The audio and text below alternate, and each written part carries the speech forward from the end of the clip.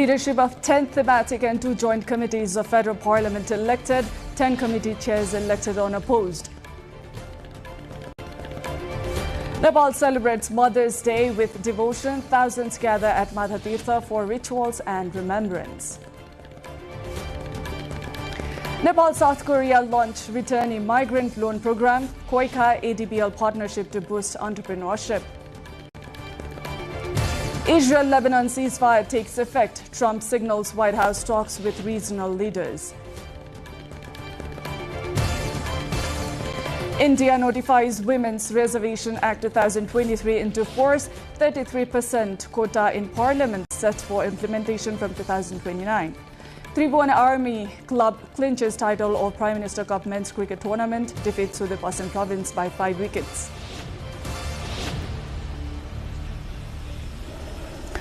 Hello there, I'm Diksha Awasthi and this is Primetime News coming to you live from Kathmandu at 1900 hours Nepal time. Across the globe, it's 13:15 in London, 22:15 in Tokyo and just after midnight in Sydney. The details now. The Federal Parliament of Nepal has elected the key leadership of 12 key committees, often referred to as a mini parliament because of their crucial role in scrutinizing government work and legislation. The elections were held today during meetings of the respective committees, finalizing leadership across both thematic and joint panels. Bharat Bahadur Khadka of the Nepali Congress has been elected chairperson of the influential Public Accounts Committee with backing from the Rashtriya Swatantra Party RSP, signaling rare cooperation between political rivals. Nepali Congress secured leadership of 11 committees overall, while candidates from the CPN, UML and other parties also contested key positions, reflecting ongoing multi-party competitions. The newly elected chairs are expected to be sworn in later today by Speaker Dol Prasad Aryal, formally beginning their oversight roles in Nepal's federal democratic system.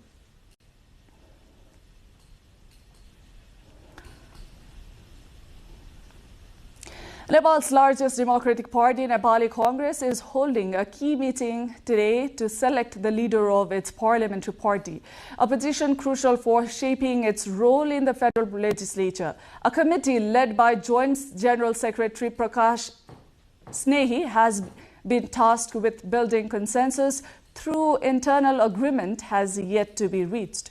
Several senior leaders, including Arjun Narsingh Kesi, Bhisma Raj Angdembe and engineer Mohan Acharya, have emerged as contenders for the post, reflecting ongoing party competitions.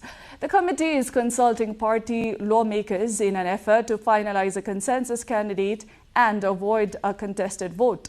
The leadership decision is seen as significant for determining the Nepali Congress parliamentary strategy and influence in Nepal's coalition-driven political landscape. Minister of Communications and Information Technology, Dr. Bikram Timilsina, has announced a major overhaul in Nepal's driver's license system, promising issuance within 24 hours of payment after passing the driving test. The announcement came during Minister Timilsina's inspection of the security printing center in Kavre district, where he reviewed ongoing efforts to speed up license production and improve public service delivery. Authorities say the center is now printing around 40,000 licenses daily, with a target to clear a backlog of nearly 3 million licenses by mid-July. The minister certified past inefficiencies, highlighting that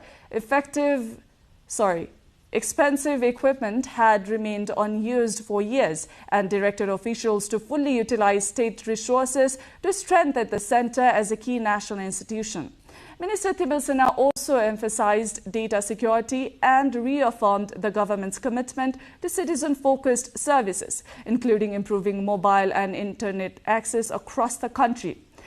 Officials added that the printing facility could eventually expand to produce other critical documents such as passports and smart cards, positioning it as a long-term strategic asset for Nepal.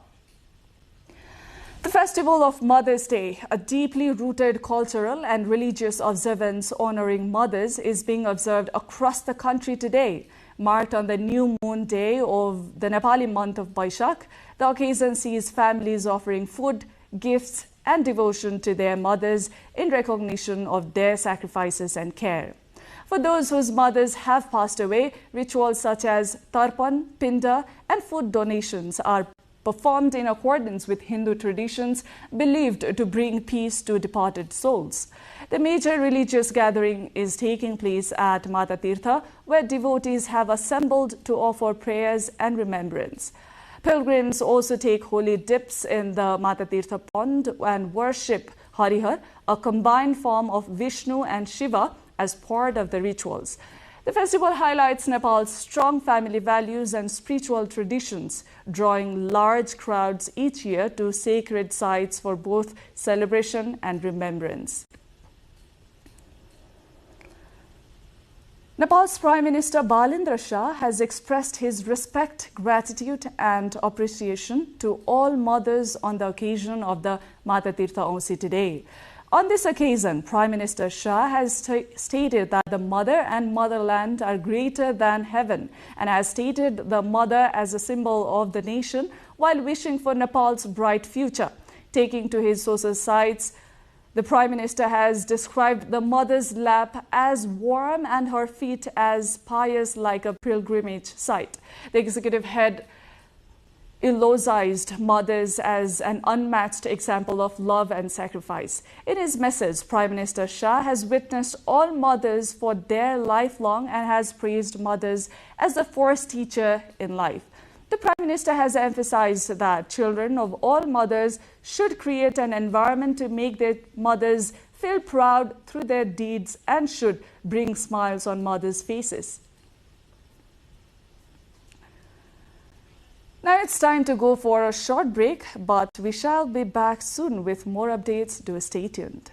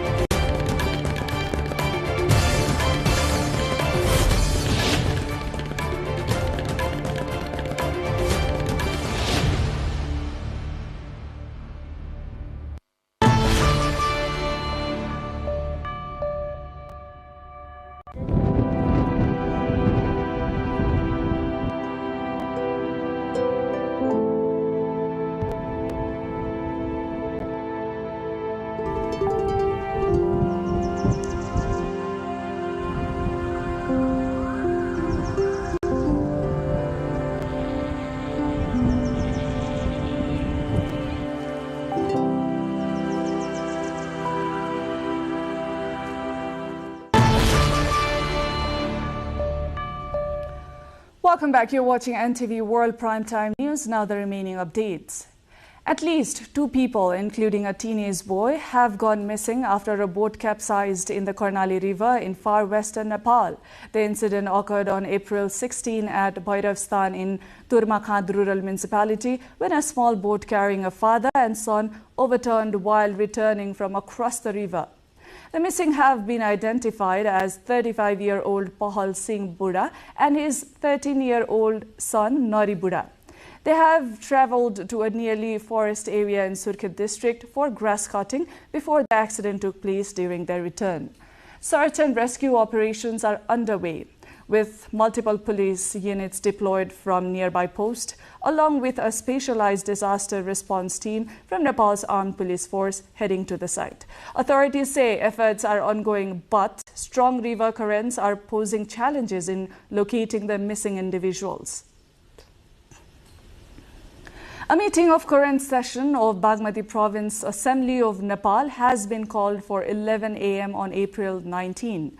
Discussion would be held on principles of different bills presented in the meeting held on April 8 and 9, and the bills would be sent to different committees for clause-wise discussion, said Bagmati Province Assembly Secretary Ram Kumar Paudel. Paudel shared that separate reports incorporating suggestions revised after discussion in different committees would be prepared. Korean International Cooperation Agency, KOICA, and Agricultural Development Bank Limited, ADBL, have partnered to launch a major financial support program aimed at helping Nepali migrant workers returning from South Korea reintegrating into the domestic economy. The initiative implemented a coordination with Ministry of Labour, Employment and Social Security will provide subsidized loans and entrepreneurship support to returnees who have completed training under the K-Hami project. Under the program, KOICA will contribute $2.5 million for interest subsidies, while ADBL will mobilize around 1.2 billion Nepali rupees as loan capital, targeting up to 250 beneficiaries through 2028. The scheme is designed to ease financial barriers and encourage returnee migrants to invest in businesses using skills gained abroad to generate employment at home. Officials say the initiative marks a shift in Nepal-South Korea cooperation, moving beyond labor migration toward sustainable economic reintegration and entrepreneurship. The program is also expected to strengthen local economies by returning returnees into job creators while reinforcing long-standing development ties between the two countries. Lumbini provincial government of Nepal has spent just over 1/3 of its annual budget in the first 9 months of the fiscal year 2025-26, raising concerns about slow development progress. According to the Provincial Accounts Controller Office, overall expenditure stands at 34.31%, with capital spending on infrastructure and development projects at only 32.36%. Out of a total budget of 36.91 million rupees, only 13.34 billion rupees has been utilized so far, reflecting delays in project implementation and fund mobilization. Key provincial institutions, including the Provincial Assembly and Public Service Commission, have also recorded modest spending rates, while the Provincial Planning Commission lags further behind. Officials report that nearly 45% of funds allocated to local governments have been dispersed under recurrent headings, though these are often used for both administrative and development purposes. The low spending trend highlights ongoing challenges in budget execution, a recurring issue in Nepal's provincial government system. The Badikedar rural municipality of Doti has intensified its Thatch-Free Roof campaign, prioritizing improvised and high-risk families. The program aims to ensure safe housing and minimize risks, such as house fires, by replacing traditional thatched roofs with modern materials. A report by local correspondent Ekendra Chand from Doti. Badikedar rural municipality in Doti district in the far west of Nepal has accelerated thatch-free roof campaign with the goal of ensuring secure housing in rural settlements to guide citizens toward modern and safe living conditions while reducing the hazards associated with traditional thatched roofs. The local government has prioritized distribution of corrugated zinc sheets. According to the rural municipality, priority is being given to impoverished families and those still living in vulnerable conditions under thatched roofs.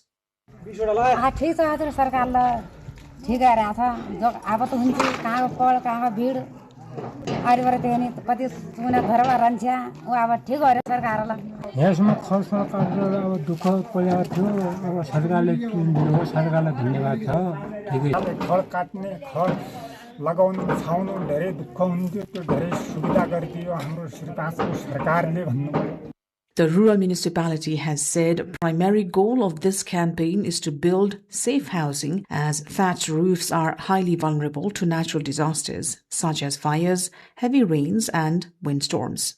So far, approximately 300 households have been provided with zinc sheets. The vice chairperson of the rural municipality says there are plans to further expand this campaign in the coming days. धेरै महिलाहरु दिदीबहिनीहरुलाई सारै समस्या भएको कारणले यो खरले जसको घरमा चाहिँ खरले छाना छाएका छन् उहाँहरुलाई चाहिँ यो कार्यबोझ घटाउनको लागि जस्ता पत्ता वितरण गर्ने भन्ने कार्यक्रम चाहिँ हामीले निर्वाचित हुने बित्तिकै चाहिँ हामीले त्यो कार्यक्रम राख्यौं र अहिलेसम्म समग्रमा चाहिँ हामीले 300 जना जति घरधुरीलाई चाहिँ जस्तापत्ता वितरण गरिसकेका छौँ र यो पाला चाहिँ हामीले 152 जना जति यो खरले छाएका घरहरूलाई जस्तापत्ता. The local government expects that this initiative aimed at displacing thatched roofs in favor of safe housing will bring a positive transformation to the lifestyle of the local residents. To the international updates, but before that, it's time for a short break.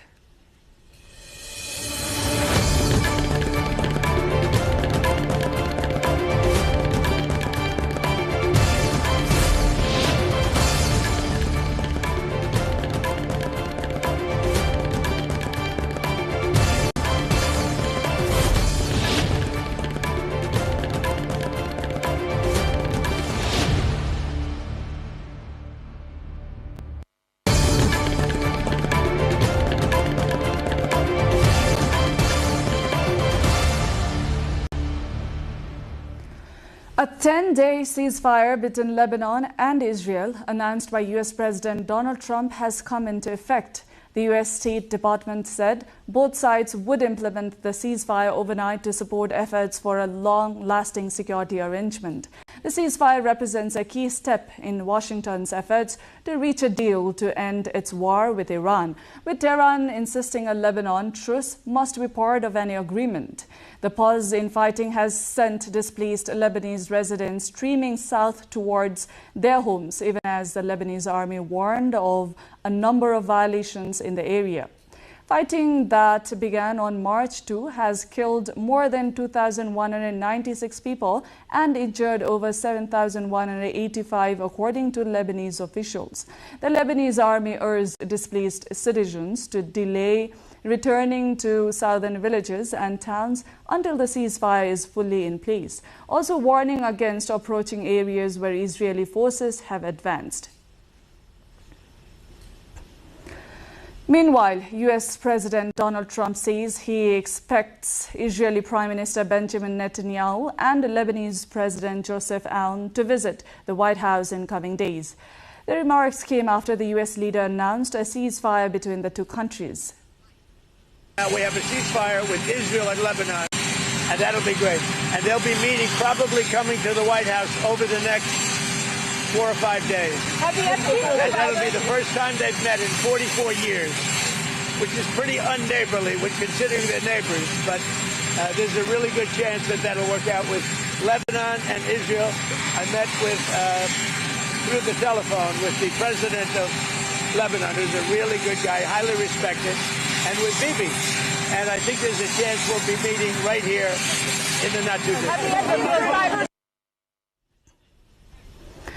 In other update from the Middle East, Trump says that Washington and Tehran are very close to reaching a peace agreement, with discussions ongoing over Iran's nuclear program.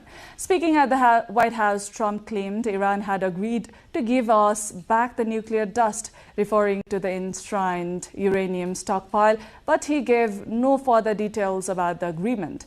President Trump also said further talks could take place in Islamabad and indicated he may travel to Pakistan if a deal is finalized there.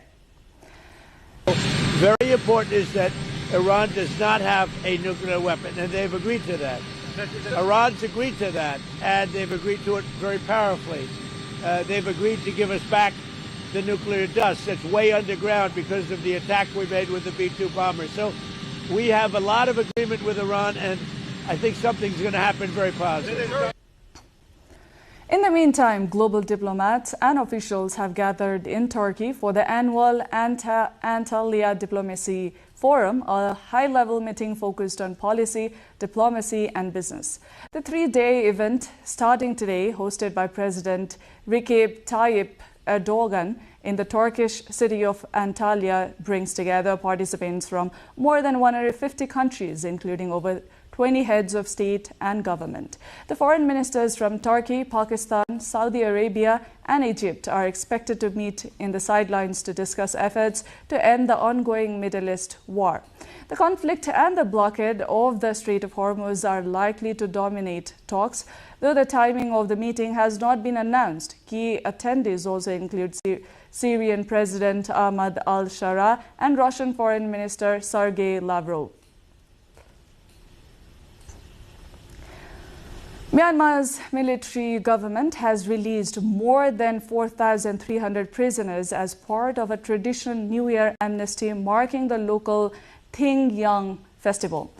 The order issued by the newly elected President Min Aung Hlaing also included the release of 179 foreign nationals who will be deported. All death sentences were commuted to life imprisonment, while life terms were reduced to 40 years and other sentences cut by 1/6. Hundreds of families gathered outside Yangon's insane prison, awaiting the release of relatives. Among those freed was former President Win Myint, who had been detained since the 2021 military coup.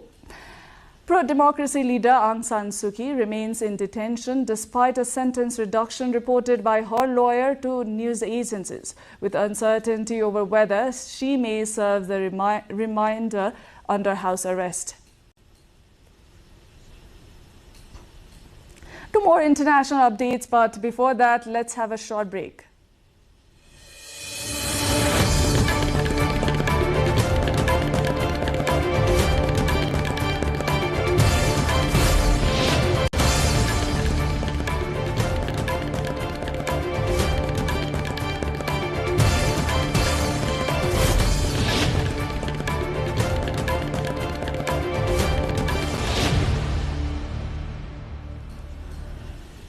India has brought the Women's Reservation Act 2023 into force, with the Union Law Ministry issuing a Gazette notification late Thursday night. The law, formerly known as the Constitution 106th Amendment Act, provides for 33% reservation for women in the Lok Sabha or the lower house of Parliament and state assemblies. It was originally passed by Parliament in September 2023 and approved by the President. The current law was tied to the completion of the delimitation exercise post-2027 census. The reservation for women would not have become enforceable before 2034 under the current circumstances. Hence, to implement it from the 2029 Lok Sabha elections, changes were required in the law. The government is holding the special sitting of the Parliament to pass the amendments to the law. 2 crew members and 6 passengers were killed when a private helicopter crashed in dense forest on Indonesia's Borneo Island. The Airbus helicopter, owned by local firm Matthew Air Nusantara, lost contact with air traffic control about 5 minutes after takeoff in the West Kalimantan province on Thursday morning. According to the authorities, all 8 on board were men and 1 was Malaysian national. Indonesian Civil Aviation Director General Lukman F. Laisa said the joint search and rescue team had successfully located the crash site of the aircraft, and based on information from the field, all passengers and crew members have been confirmed dead. The bodies have been flown to the provincial capital of Pontianak. The Sri Lanka Navy has seized more than 150 kilograms of suspected narcotics from a multi-day fishing trawler intercepted in deep seas south in the island. The vessel was tracked during a long-range surveillance operation and is believed to have received the consignment from a foreign ship in international waters. It was escorted to Dikwela Fisheries Harbour, where a detailed search uncovered the drugs hidden in 6 large sacks. Authorities estimate the value of the seized narcotics at over 400 million Sri Lankan rupees, or around $1.2 million. 4 suspects aboard the trawler have been arrested and are being questioned as part of a wider investigation into the smuggling network. The operation is part of a broader ongoing effort by Sri Lankan security forces to curb the flow of drugs through the regional maritime border.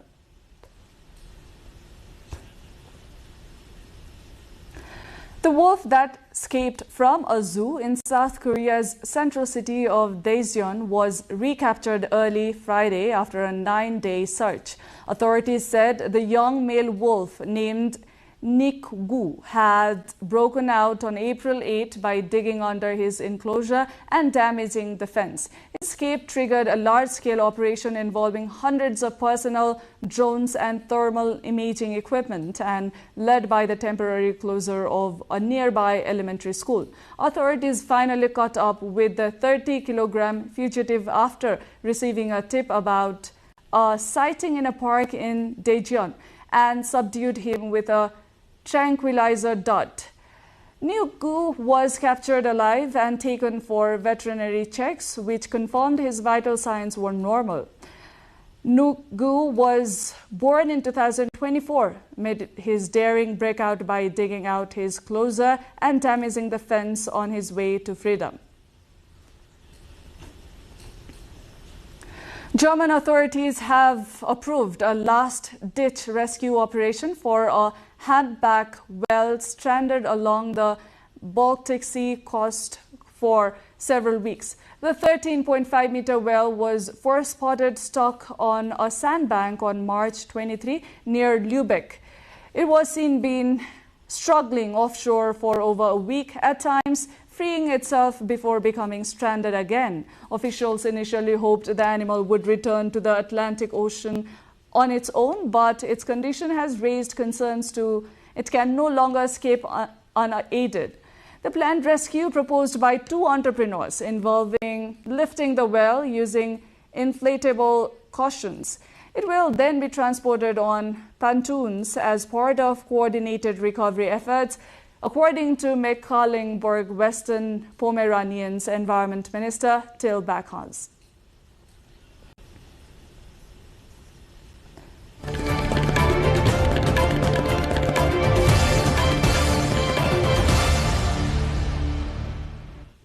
Now to sports.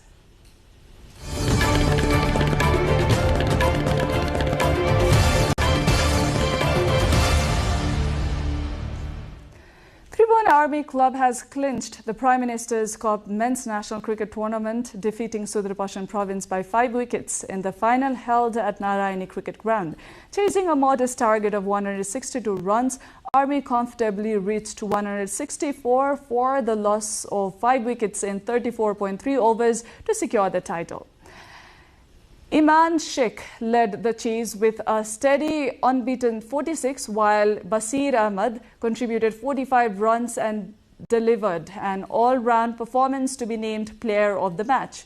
Earlier, Sudurpashchim were bowled out for 161, with Ashok Dhami top scoring with 43 runs and Kiran Thangnuna adding 35. Army's bowlers dominated as Akash Chand and Sahab Alam picked up 3 wickets each to restrict the opposition. Despite efforts from Sudurpashchim's Hemant Dhami, who took 2 wickets, the target proved insufficient.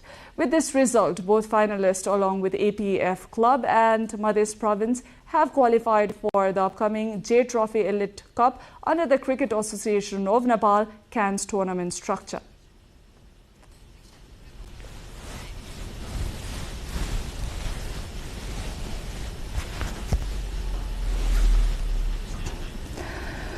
World Anti-Doping Agency, that is WADA, President Witold Banka has urged stronger action against India's production of performance-enhancing drugs.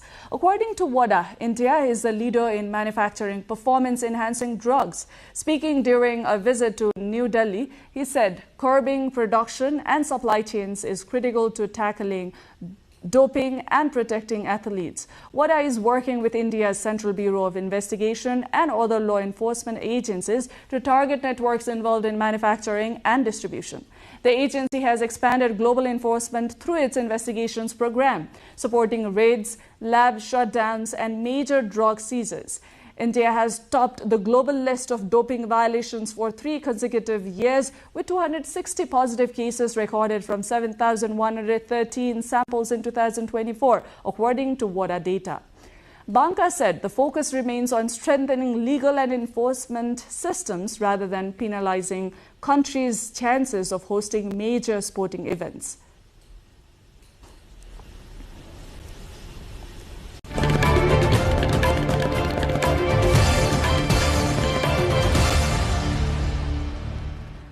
Before wrapping up, here's a look into the top stories this hour. Leadership of 10 thematic and 2 joint committees of Federal Parliament elected, 10 committee chairs elected unopposed. Nepal celebrates Mother's Day with devotion. Thousands gather at Mother Tirtha for rituals and remembrance. Nepal South Korea launched Return Immigrant Loan Program, POICA ADPL partnership to boost entrepreneurship.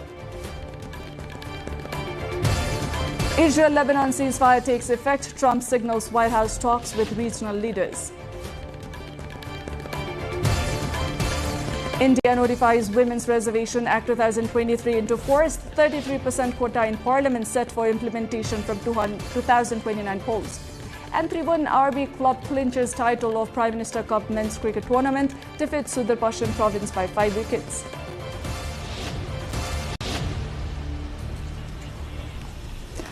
That's it for this edition of Prime Time News. Our next bulletin will be at 2200 hours Nepal time. Do join us through our social media and also get the latest update from our official website, nepaltelevision.com. Thanks for staying with us. Have a wonderful evening ahead.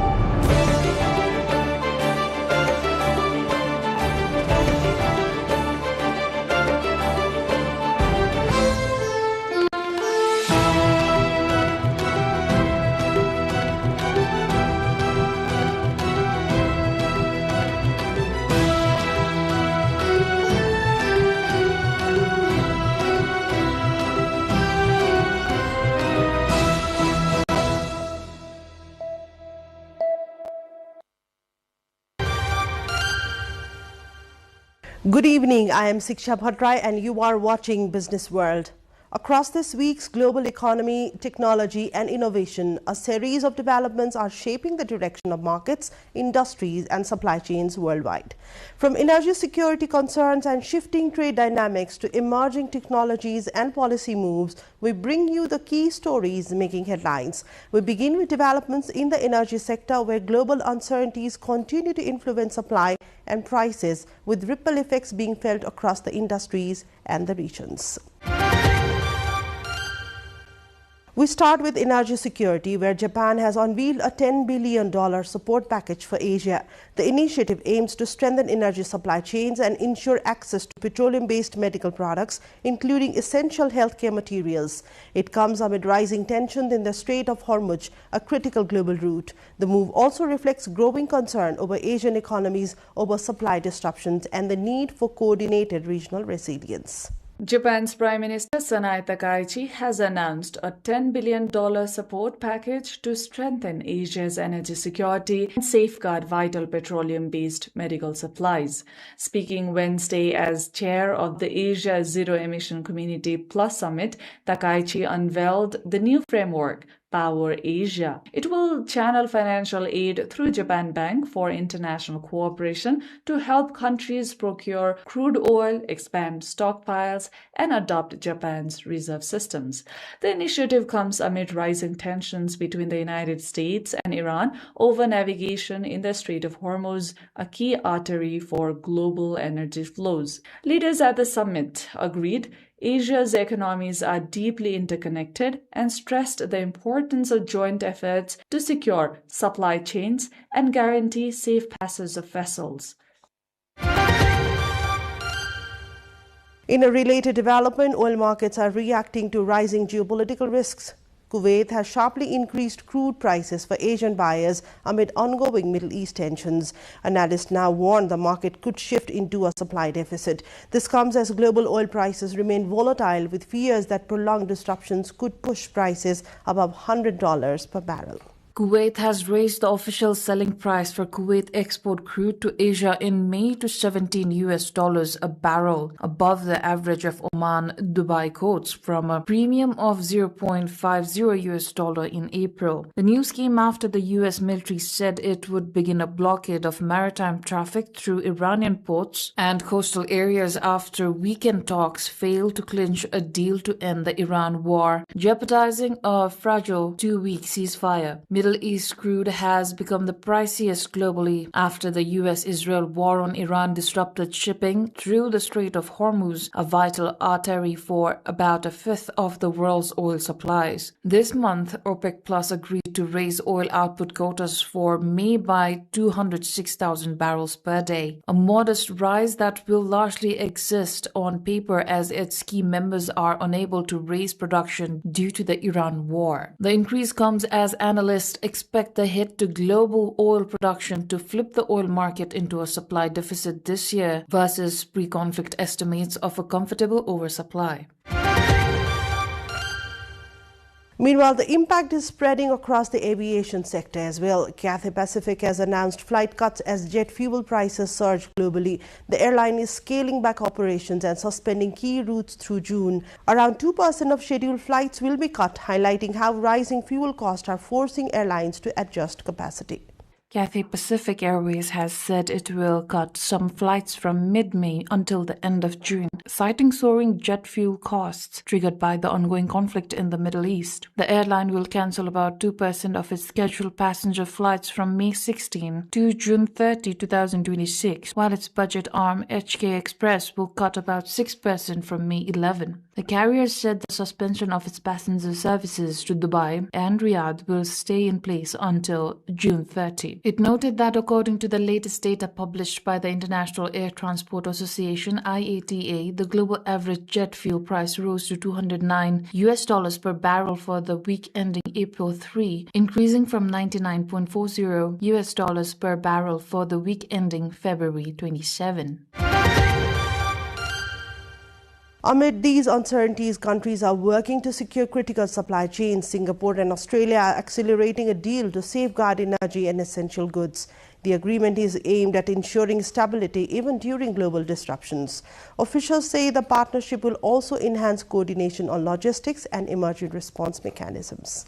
Singapore and Australia are working towards a legally binding protocol on economic resilience and essential supplies under their free trade agreement, according to their leaders on Friday. Speaking at a press conference with his Australian counterpart, Anthony Albanese, Singapore Prime Minister Lawrence Wong said the two countries have agreed to accelerate negotiations on the protocol, which covers energy and other critical sectors. In a joint statement, the two prime ministers agreed to keep trade flowing between the countries, with essential goods such as food continuing to move. This includes liquefied natural gas, which Australia supplies to Singapore, accounting for more than 1/3 of Singapore's LNG, and refined petroleum products like diesel, which Singapore supplies to Australia.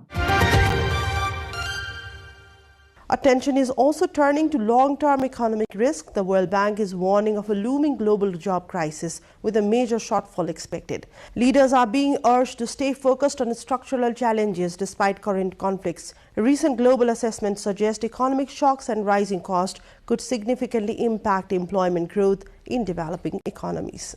The Middle East war will dominate global finance officials' talks this week in Washington, but World Bank President Ajay Banga is sounding the alarm about a bigger, looming crisis, a huge gap in jobs for the 1.2 billion people who will reach working age in developing countries in the next 10 to 15 years. At current trajectories, those economies will generate only about 400 million jobs, leaving a deficit of 800 million jobs, Banga said. The World Bank Bank president admits that focusing people on the long term is daunting given a series of short-term shocks that have buffeted the global economy since the COVID-19 pandemic, the most recent being the war in the Middle East. He says he is determined to ensure that finance officials stay focused on those longer-term challenges like creating jobs, connecting people to the electricity grid, and ensuring access to clean water. Thousands of finance officials from around the globe are gathering in Washington this week for the spring meetings of the World Bank and the International Monetary Fund under the shadow of the US-Israel war with Iran that threatens to slow global growth and jack up inflation.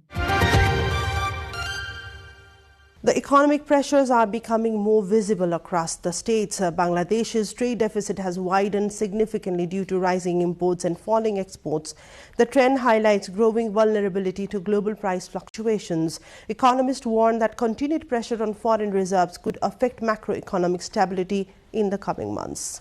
Bangladesh is witnessing rising external sector pressure as its trade deficit widened significantly to $16.91 billion during the first 8 months of the 2025-26 fiscal year. According to data released by Bangladesh Bank, the deficit has increased by over $3 billion compared to the same period last year, driven by a combination of rising imports and declining export earnings. Exports declined by 2.6% year-on-year to $29.26 billion, largely due to subdued performance in the ready-made garment sector, which remains the backbone of Bangladesh's export economy. In contrast, imports rose by 5.6% to $46.17 billion, fueled by higher global prices of food, fuel, and essential commodities. It is said that the rising import bill underscores Bangladesh's heavy reliance on external markets, leaving the economy more exposed to global price fluctuations and geopolitical uncertainties.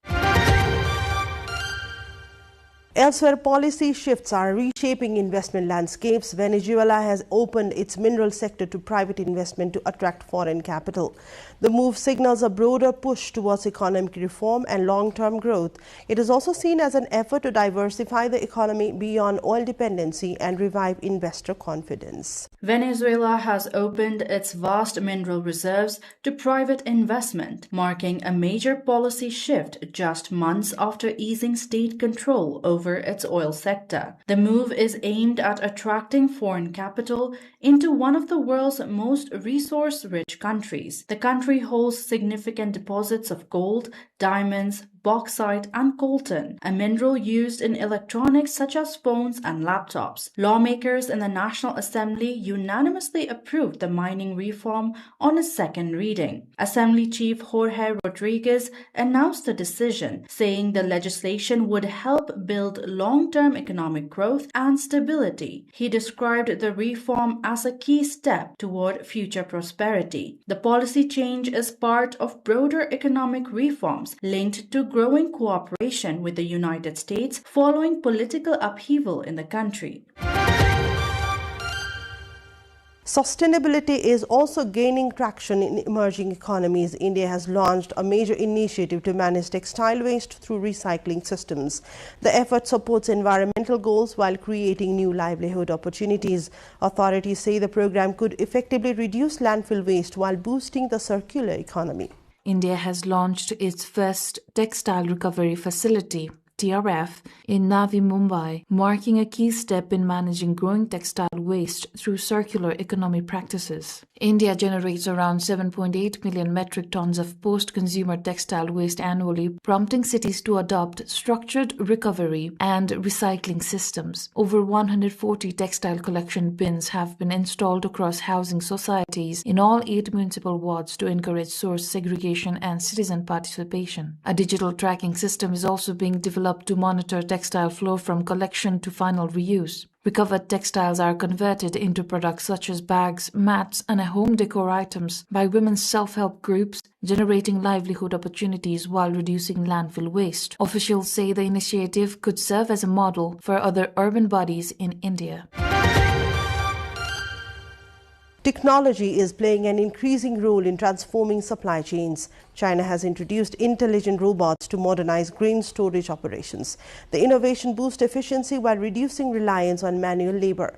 Experts say such automation could improve food security by minimizing storage losses and improving monitoring system. China has begun deploying its first intelligent grain leveling robots in commercial granaries, making a push to modernize agricultural logistics and cut labor costs across the storage sector. The robots, equipped with spiral blade wheels, can move across grain piles at speeds of up to 2 meters per second while maintaining stability under heavy weight. Their ability to flatten grain surfaces, traditionally a labor-intensive process, offers a significant productivity gain. According to designer Guo Fengmin, 3 robots can complete a task in 1 day that would otherwise require 3 workers over 3 days in a 1,400 square meter facility. From a business perspective, the technology highlights growing investment in agricultural automation as operators seek to address rising labor costs and efficiency pressures. It is pointed such systems could accelerate the digital transformation of grain storage and handling, a critical link in the food supply chain. On the regulatory front, concerns over transparency are drawing attention. The White House has warned staff against using insider information in prediction markets. The directive comes amid growing scrutiny over ethics in financial activities. Officials emphasize that maintaining public trust is critical as digital trading platforms expand rapidly. White House staff were warned last month not to use insider information to place bets on predictions markets. The email was sent to staff on 24th of March, a day after US President Donald Trump announced a 5-day pause on his threat to attack Iranian power plants and energy infrastructure. It referred to press reports that raised concerns over government officials using non-public information to place bets on platforms like Gulshi or Polymarket. White House spokesman Davis Engel said that any implication that administration officials are engaged in such activity without evidence is baseless and irresponsible reporting. Predictions markets, which host more than $44 billion in trades, became increasingly popular in the past year in the US. And that was a roundup of this week's global economy, technology and innovation updates. We will continue to track how these developments shape markets around the world, especially as geopolitical tensions and economic uncertainty persist. I am Siksha Bhattarai. Thank you for watching NTV World.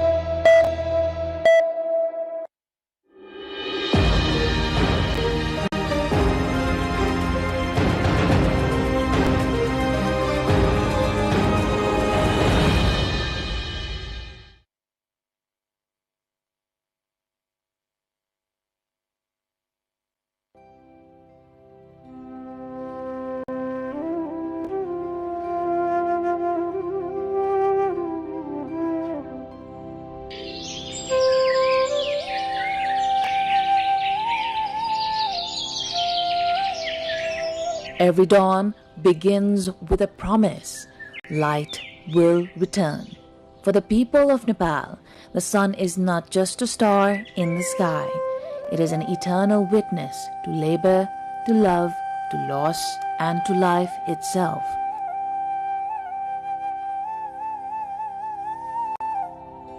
The scriptures call it Aditya, the giver of vitality, the sustainer of truth.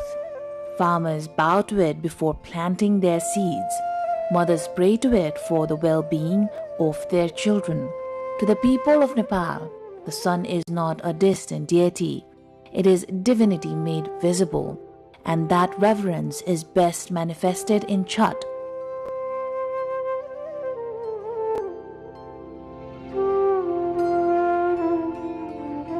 The festival where dwellers of the plains gather to thank both the rising and the setting sun. This Chhath festival is a Hindu Vedic festival which is not only celebrated in India and Nepal these days. It has transcended to all the frontiers. Previously, it used to be celebrated in India and Nepal only. But these days, the devotees who belong to Hinduism or from Islamic community, even they are celebrating abroad. Since this festival is the celebration of the nature and it promotes organic way of life, it promotes pollution-free atmosphere and environment, this festival has reached to all the walks of life because it promotes equality. As you could see that the devotees at the same pond, no matter whichever caste or class they belong, they are considered to be equal. The roots of this festival lie deep in the ancient plains of Mithila, a cultural landscape shared by Nepal and India, where faith, soil, and sunlight have long shaped life itself. From its earliest mention in the Vedas to its celebration today, Chhath has journeyed through centuries and civilizations changing form, yet never losing its spirit of purity, discipline, and gratitude. It's a 5-day festival. The first day is called Marua Mas Barnai. Barnai means to refrain from. In that day, the devotees take a pledge to refrain from consuming non-vegetarian food and garlic and onion made food items. And the second day is called Nahai Khai. In that second day, the devotees first take bath, then offer prayers to the sun god, and then consume pure food. The third day is called Kharna, and in that day, the devotees take fast till evening and break the fast with the prasada of kheer and banana. On the fourth day, we could see the Sandhya Arghya, that is evening prayers. All the prasada which is offered to the sun god, each and every prasada is offered to the sun god by standing in the waters. And the same thing is repeated in the fifth day, that is called Usa Arghya. Usa means the prayer for the rising sun.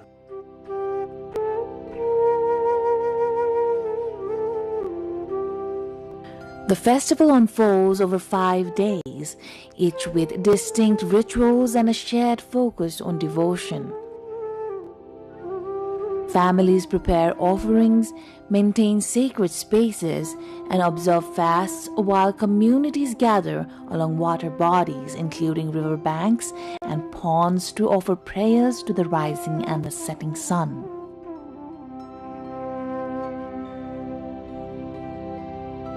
Women play a central role in organizing the rituals and guiding younger generations, while men and children assist in preparations.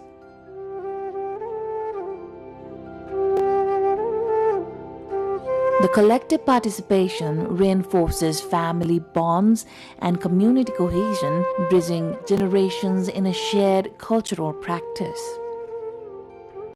The women of our part of the world, they do rigorous fasting for the long life of their husband and children. They are at the central role in this festival. छठमा महिलाले मात्रै पूजा गर्ने होइन, पुरुषलाई पनि छठमा जो सुकैले पनि छठमा पूजा गर्न पाउनुहुन्छ. यहाँ कुनै जेन्डरको बायस छैन.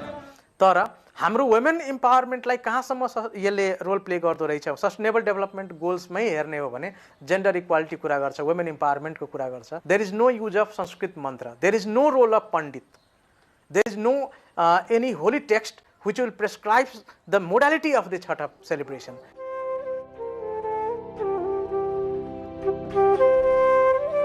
The festival emphasizes the cleanliness of rivers, ponds, and the banks, which are central to the rituals.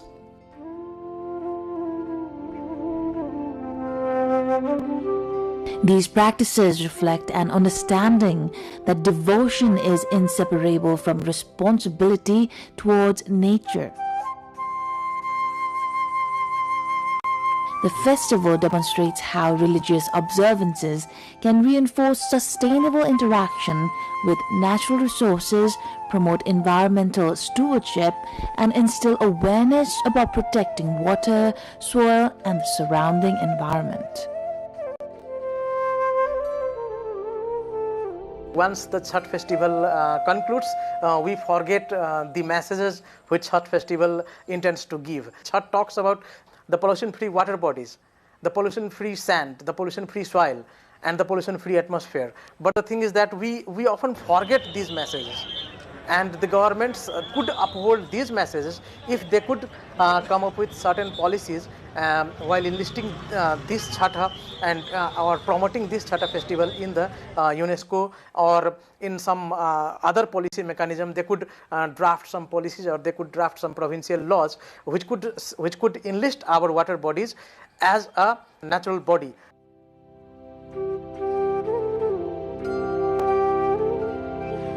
Chhath also supports local economies and traditional practices.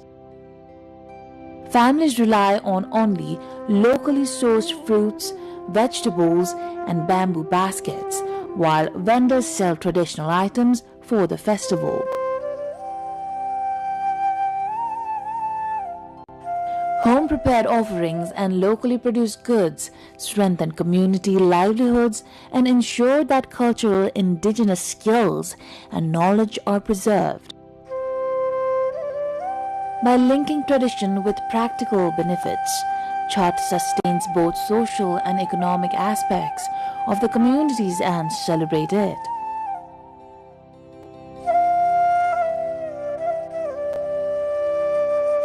This festival could be used as a bridge to connect the people from all walks of life, to connect the people from hill and tarai, to connect the people from each and every community member. So this festival could emerge as a festival of social cohesion. And beyond this, we could unite our community in a bond of equality and in a bond of community spirit.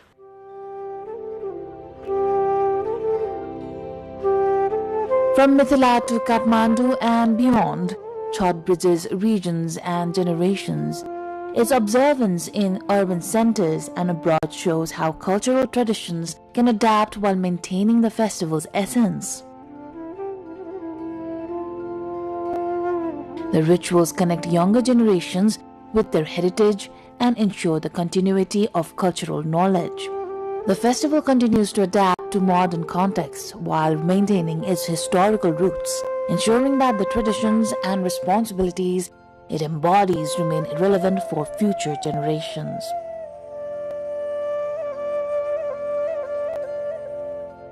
The Holy Scriptures also talks about Chhath festival. Lord Sita had performed Chhath festival after Lord Rama came from Banvasa, and once Ram Rajya was established, Goddess Sita had performed Chhath for the well-being of Ram Rajya, for the well-being of the Ayodhya people. It's in Ramayana, Sita had performed Chhath, and in Mahabharata, we could see that Kunti and Pandavas, they had also performed Chhath.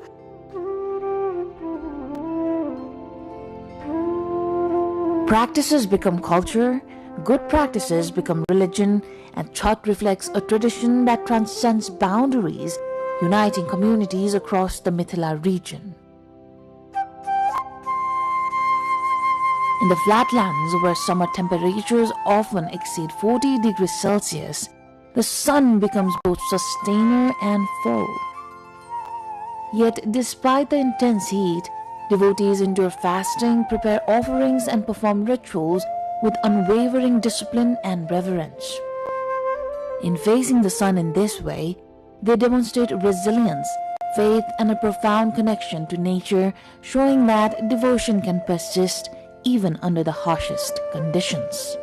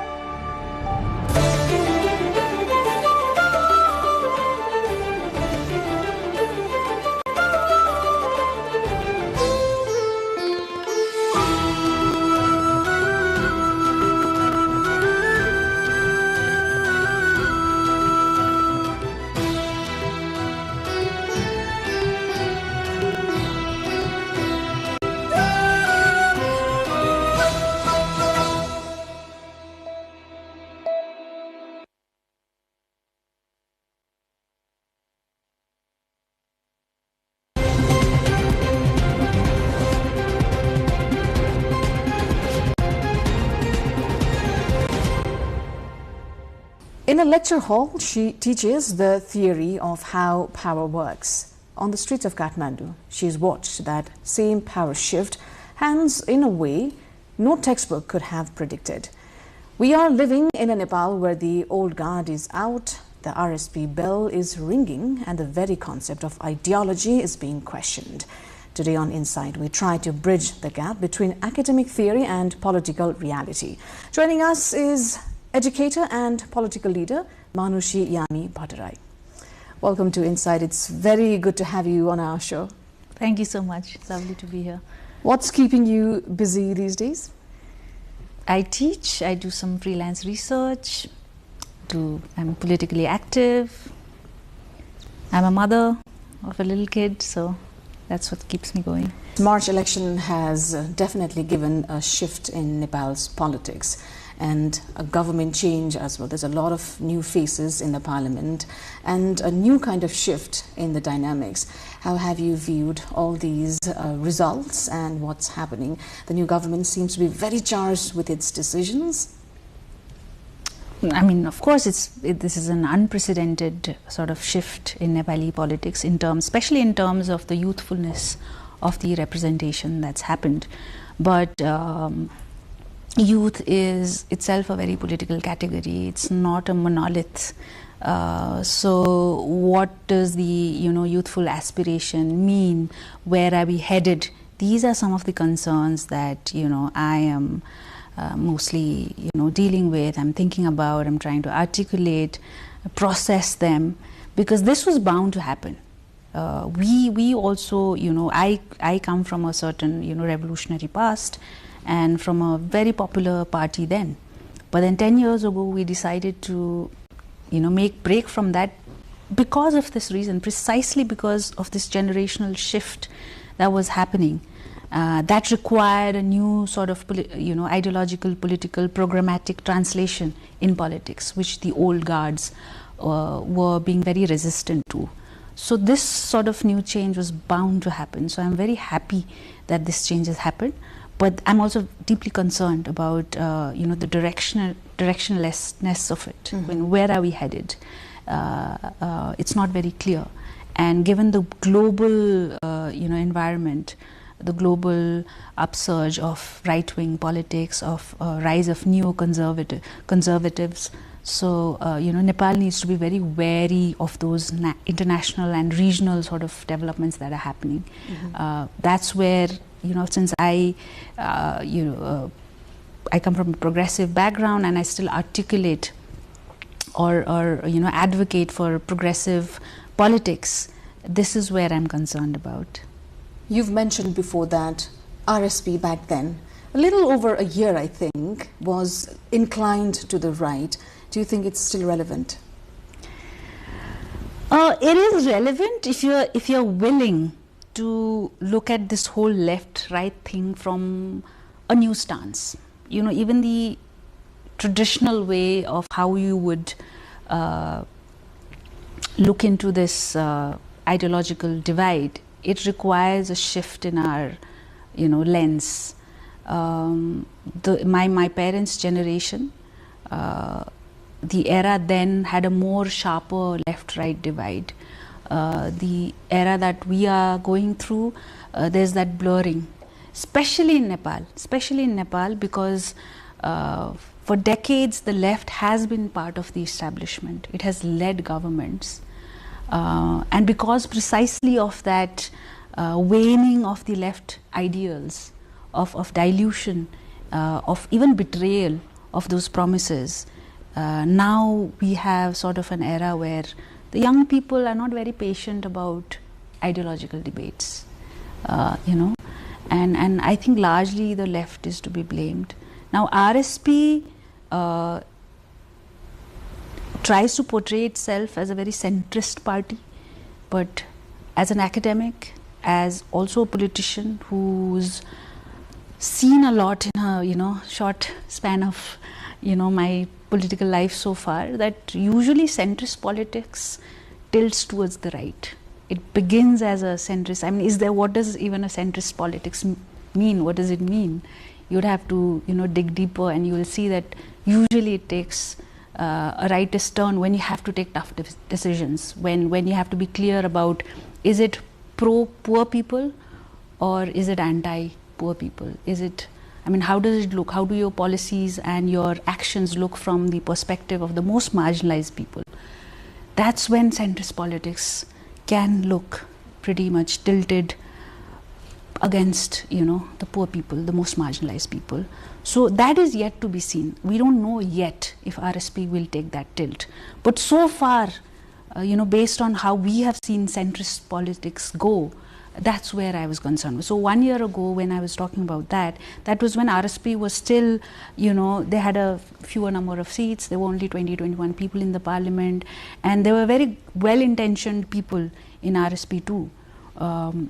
But now when we look at their, you know, Bacha Patra, as they call it, we can see some very, you know, elements where they firmly stand by the, you know, constitutional provisions. But in terms of, let's say, you know, about social justice, they have their commitments on paper. I think the real test will be how they will perform in action. Mm-hmm. In this digital ecosphere that we are in, especially after September movement, the results show that voters are not very much interested in the ideology that the parties or candidates are in. That's also shown in how the Shram Sanskriti party came into the parliament and got the status of national party as well. How have you viewed the emergence of these forces? One big reality of our times right now is social media. Everything seems to be happening in social media. I disagree. I accept that it's a big reality, but I'm not very comfortable with it. You know, there's a difference between that. Because I don't think that social media, you know, it's a human created thing. Mm-hmm. It's created by people, mostly led, you know, the corporations that create these apps and all of these things. Who control them? Who makes them? Who are the engineers behind it? These are all human beings, people, mostly men, right? So there's a certain logic to where it drives you. So when you're saying that people seem to be thinking this way, seem to be, you know, preferring this over that, I really doubt that, you know, because we are leaving everything just, you know, we're surrendering to the algorithm of the social media without questioning of the, you know, how it rolls, how it. So I think it's really controlling the behavioral patterns of human beings as such. So that is why, you know, all over now, countries, governments have started becoming very conscious of social media and the usage of it. To the extent that countries like Australia, Spain, I guess some other countries are also introducing legislations about, you know, restrictive, you know, age limits. So I'm taking this very seriously, because if you just rely on social media, then it will seem as if people are becoming less interested in ideology and, you know, not really, they don't want to really, you know, dig deeper into what they prefer in politics. I have a feeling they're being crafted in that way. Social media, through the usage of, you know, by, you're literally reducing their attention span. Beyond social media, that's not a natural process. When I teach in classrooms, when I begin, you know, if you teach at the school level, kids have good attention span, you know. So our loss of attention span is not an innate thing. It's been done by, you know, so our behavioral changes are taking place because of social media. And obviously it has an impact in politics. I think the fact that it's happening should not mean that it's correct. So I'm very much concerned about this. And the political parties that are emerging have obviously taken, I mean, they've been, they've had an advantage over the other parties because of social media, but that should not be a shortcut to, you know, how they're going to perform. Because ultimately, now that they're in power, now that they're in parliament, you know, you have to go beyond the display. You have to go beyond the spectacle that is portrayed there out in the social media. So I think that's where I think Nepali people are smart enough to judge people by their real acts, and to some extent they'll believe your performance. But then beyond that, because we have such high level of unemployment and our economic conditions are still, you know, not at all satisfactory, people are bound to reflect on the actual physical condition that they are in. And they are bound to get out of the, you know, the digital world at some point and reflect on what is actually happening in their daily lives, and that's where they want the, you know, result taking place. So would it be justified to say that voters at the moment are politically charged but not politically aware? Yeah, that's one way of putting it. I think there's a lot of, you know, a lot of energy that's being circulated, and even awareness, I would say, more than you know, previously, because again social media has enabled that, you know, wider expanse of information flow and all of that. The problem, of course, is how intense it is, how in depth you go into, and that's where that compromise happens. You know, there's been a spread of information but a lack in depth of you know, what we are consuming. So I would say that awareness is spreading, but what are we making people aware of is sort of lacking, you know, because people are not being given the chance to look into the nuances of things, you know. So I think that's where I myself as an academic, that's why I enjoy the, you know, classrooms discussions that happens, and that's why I'm so passionate about the reform that needs to take place in education, especially. And I think because that is related to having a good citizenry, you know, a more critical, aware, participative citizenry. We can't just leave it to social media. When we frame March 5 elections results as something sort of an algorithmic result, can we say that the old establishments were like laggards in adapting into the digital ecosphere? I wouldn't entirely say the, you know, Gen Z revolt was, you know, just because of the algorithm and all. I think it was a big element in terms of a catalyst. It played a very big role, and that's a very big role. But definitely there was something else also, you know, sort of going the, you know, at the ground level, especially demographic shift was taking place, which was not being reflected in the political parties at all. I had constantly been saying that we are so much in the established parties, there's so much of, you know, that hierarchical order that, you know, you have to start from certain level, and then after years and years and years you reach a certain point where people start taking you seriously, and by that time you're pretty old and tired, and, you know, there's a lot of fatigue. So because of this lack of, you know, internal reform within the old parties, I would definitely agree with you. The rulers of those, you know, of that time, of the previous government, even the people in the opposition, they were pretty much, I think, detached from how the young people were thinking, how they were articulating. So there is that. But, you know, young people, the ones who are out in the street, even they weren't a monolith. There was a lot of diversity even within them, which was, if you look deeper into the demands that the Gen Z movement was articulating and submitting to the government, or even the 10 or 11-point agreement that they had with the government, you will see that there was something much deeper, something more, you know, structural and systemic in nature, that the more serious elements, you know, participants of the Gen Z movement were actually demanding, which is yet to take place. So the fact that, you know, it's culminated into a relatively peaceful election and that we have a government, I think is only half the story. The real story is yet to come. As someone from a family instrumental to the country's republicanism, how do you interpret the voters' decisive rejection of the Maoist legacy in this election? I differ. It was not a rejection of the Maoist legacy. It was a rejection of a certain kind of Maoist leadership, which I already had a problem with.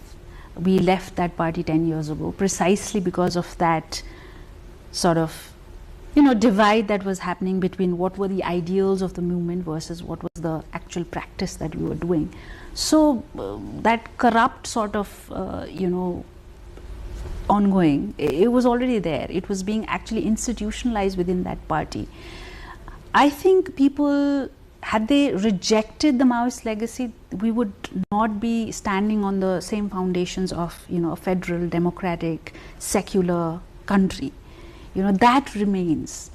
The fact that people did not vote against these foundational principles means that we have retained, the basic ideals that emerged out of the Maoist movement. What they rejected was the corrupt lifestyle of the people who emerged with such big promises, and which sort of stands on the sacrifice of such large number of people, especially of women, Dalits. So people were not going to be forgetful of that. So I think that's why the reaction was so much harsh, because there was so much expectation from the Maoist leadership. But they sort of, over the period of time, they themselves, they divorced themselves from the very ideals that people sort of gave you support for. So because of that, there was bound to be that reaction. So I feel it's not a rejection of the Maoist legacy as much as if it, as it is a rejection of the corrupt practices that were taking place in the name of a Maoist constituency that you wanted to retain. In the wake of the September movement, the party did shuffle around the authority figures, and it also gave a little facelift to the party itself. It was not enough of a band-aid. Of course it wasn't. People weren't foolish enough to accept. It was not even a reshuffle. It was basically a person resigning from a chairmanship position to a coordinator. So it was not really a radical reshuffling. Even in the new latest, I think they've constituted a new committee of sort. You will hardly find anybody below 40. I think in a committee of 40 or 50, there are only 4 or 5 women. So again, even post-elections, they headed nowhere. Sad to say. So I am in fact more.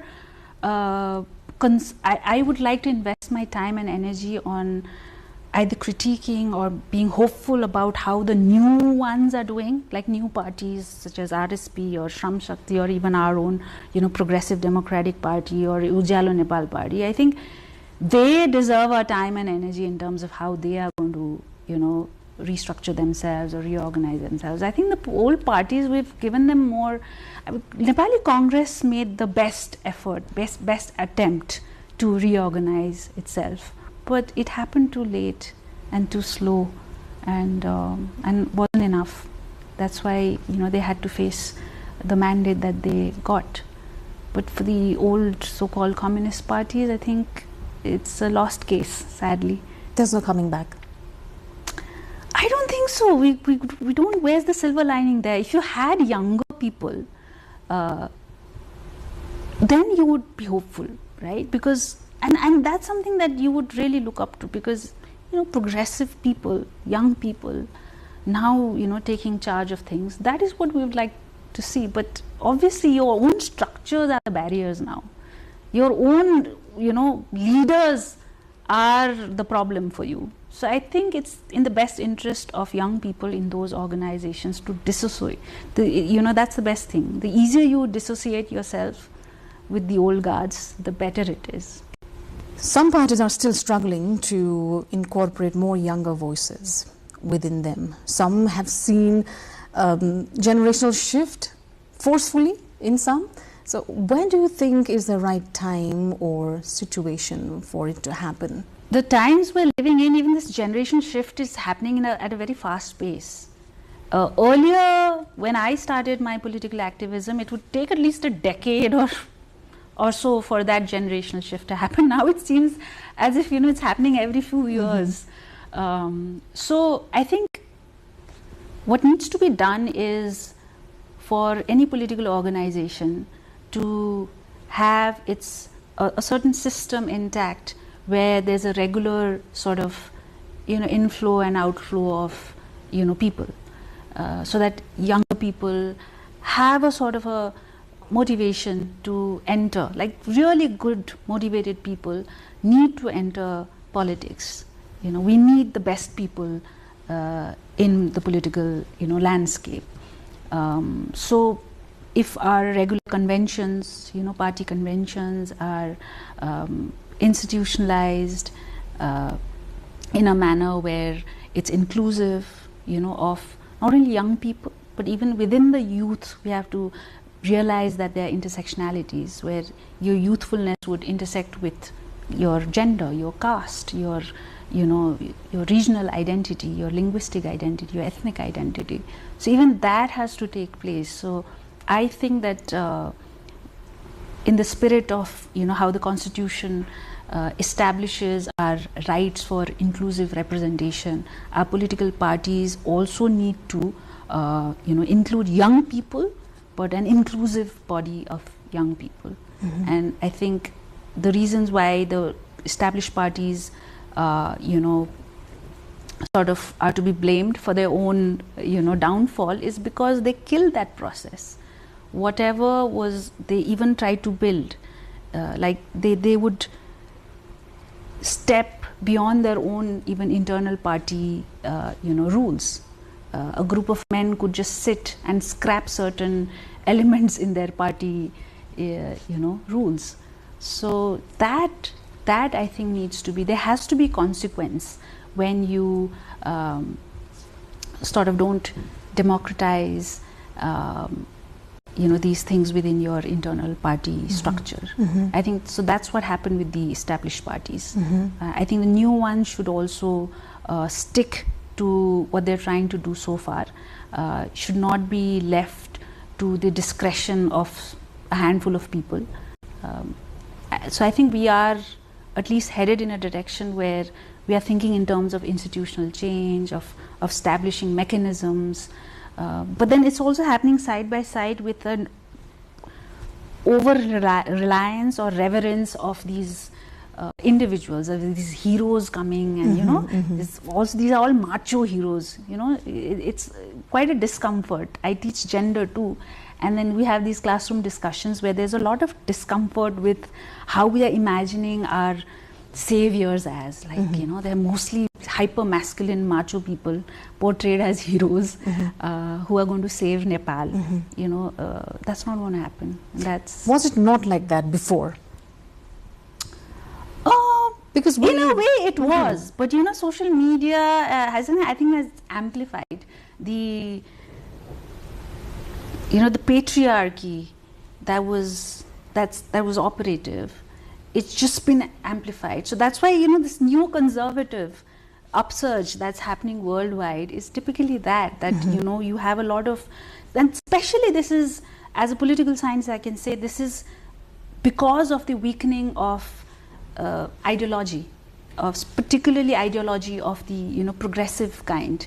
When that wanes, what you have is the low class people, the working class and the low middle class people are so cut off from the left politics or progressive politics that they become this new conservative constituency.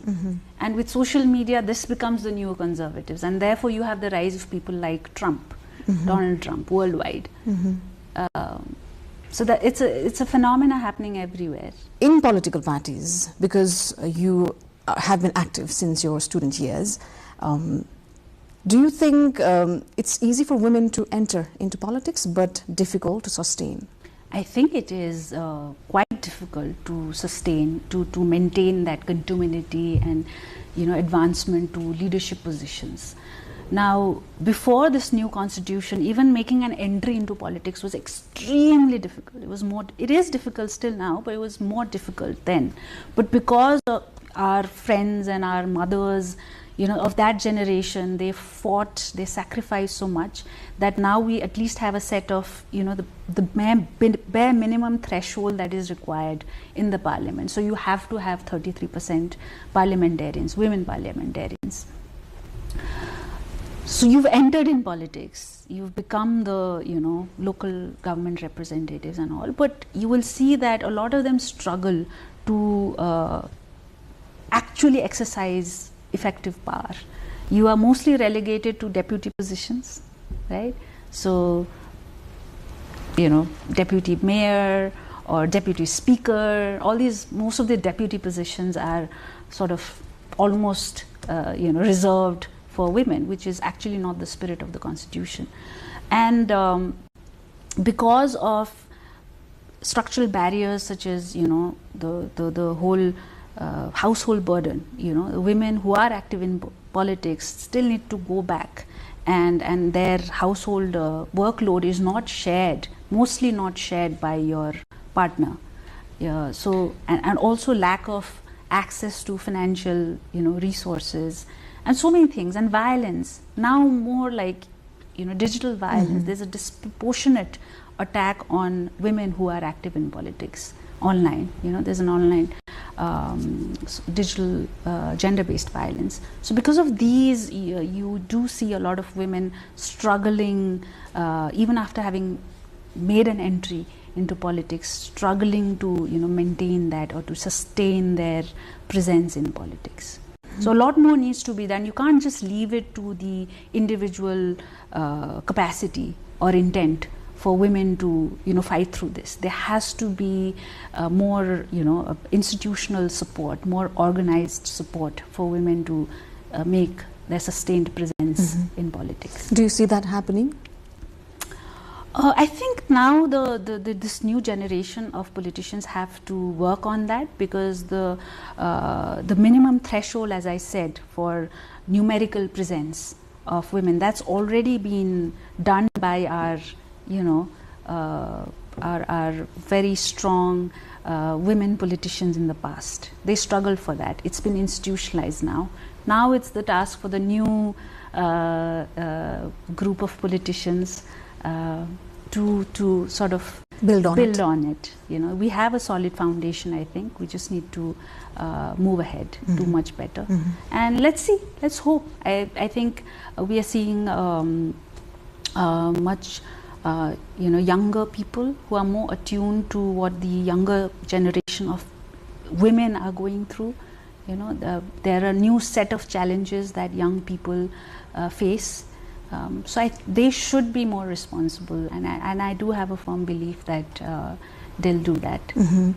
One of the ideas floated by the current government is to scrap student unions. You've been very active since your student days in politics. What do you think is the rationale behind it, and do you think it's justified? In the same manner that you would not scrap political parties or the system of having political parties because they've gone corrupt. You can't scrap student organizations because they've not acted in the manner that they should have. I completely agree, because I've been in union, I've been elected, I've worked there, I've seen how it functions. I can totally understand where, if you look at it from a good faith, if you think that our new friends in government are very well intentioned, if you just look from their perspective, I can understand that they are trying to. They see student unions as a major problem of our, of how educational institutions are not, performing in the manner, or are not, academically active in the manner that they should be. I would say dig deeper. Don't be quick in making these conclusions about what are the problems that our universities are going through. This union thing is only one part of the, one tip of the iceberg. Students are going to be active, and that should be, at that age, that's the age when you have to be exposed to a variety of, theories and ideologies, and discuss what's going on, internationally at the regional level. And organizations, actually to organize yourself is a basic human right. You have a right to collective bargain. So nobody can take that away from you, But to say that because student unions have been, useless or have been they were indulging in such corrupt practices, and therefore scrap them, is like saying, you throw out the baby along with the bath water. So I don't think that's a correct approach. The current government, RSP, has managed to, through elections, replace the old established corrupt system parties with a new mandate, isn't it? They got a fresh mandate because of their agenda. So that's what you do even in campuses. If there are wrongdoings, you replace them by right doings. You don't scrap the doing altogether. So that's my perspective on it. I think there are a lot of things that student unions are required for in university. I would give you one example where cases of harassment that students go through, particularly female students would go through. Without a students' union body, without a representative body, it's extremely difficult for them to seek justice.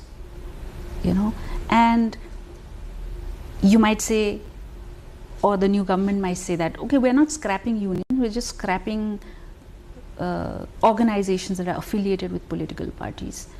In any democracy, even that would have to come at a lot of cost.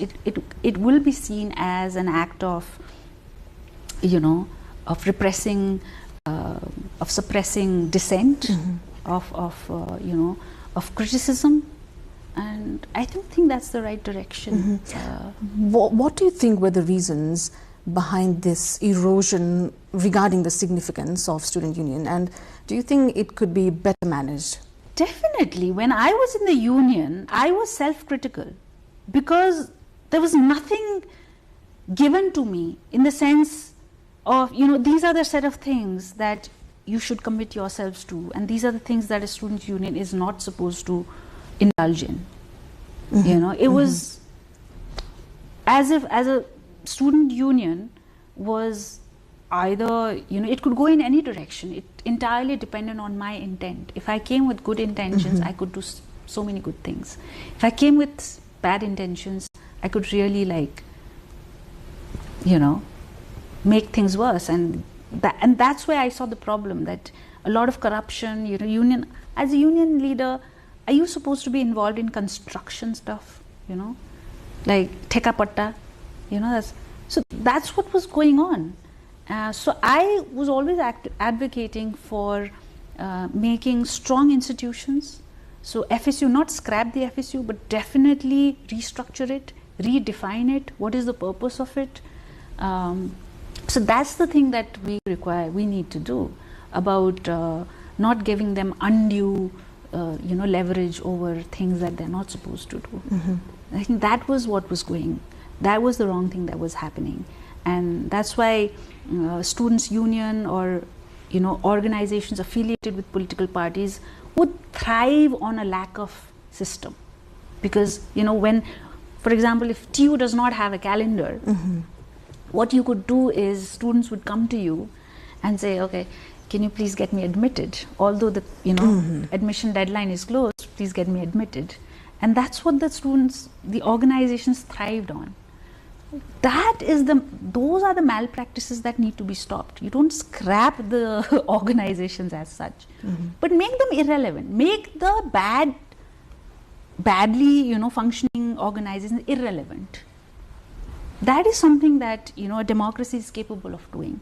Once you start banning, scrapping, disallowing, it leads to another set of things that is that what you really want to do when people have given you such a overwhelming mandate which no other government in the past had. What do you mean when you say make the institution irrelevant if they're not doing their duty? Institutions. I'm saying organizations.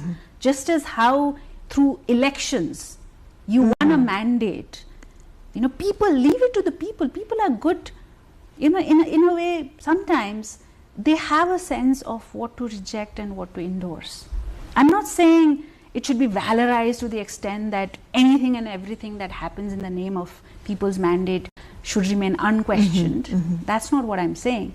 But I'm saying even when it comes to student organizations, let the students decide. If they are unhappy with the student organizations, the students will reject it. But for the government to saying that you can't have student organizations means completely something else. It's very undemocratic. The Balan Shah-led government has laid out 100-point agenda. I'm sure you've had the time to go through it.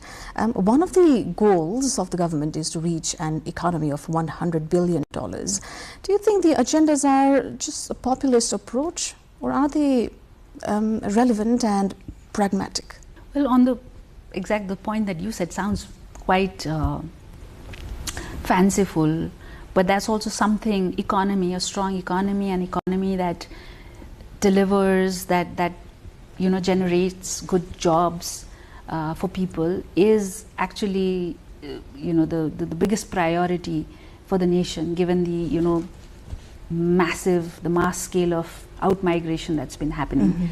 So to have these, what you call the populist agenda, I can understand where it's coming from.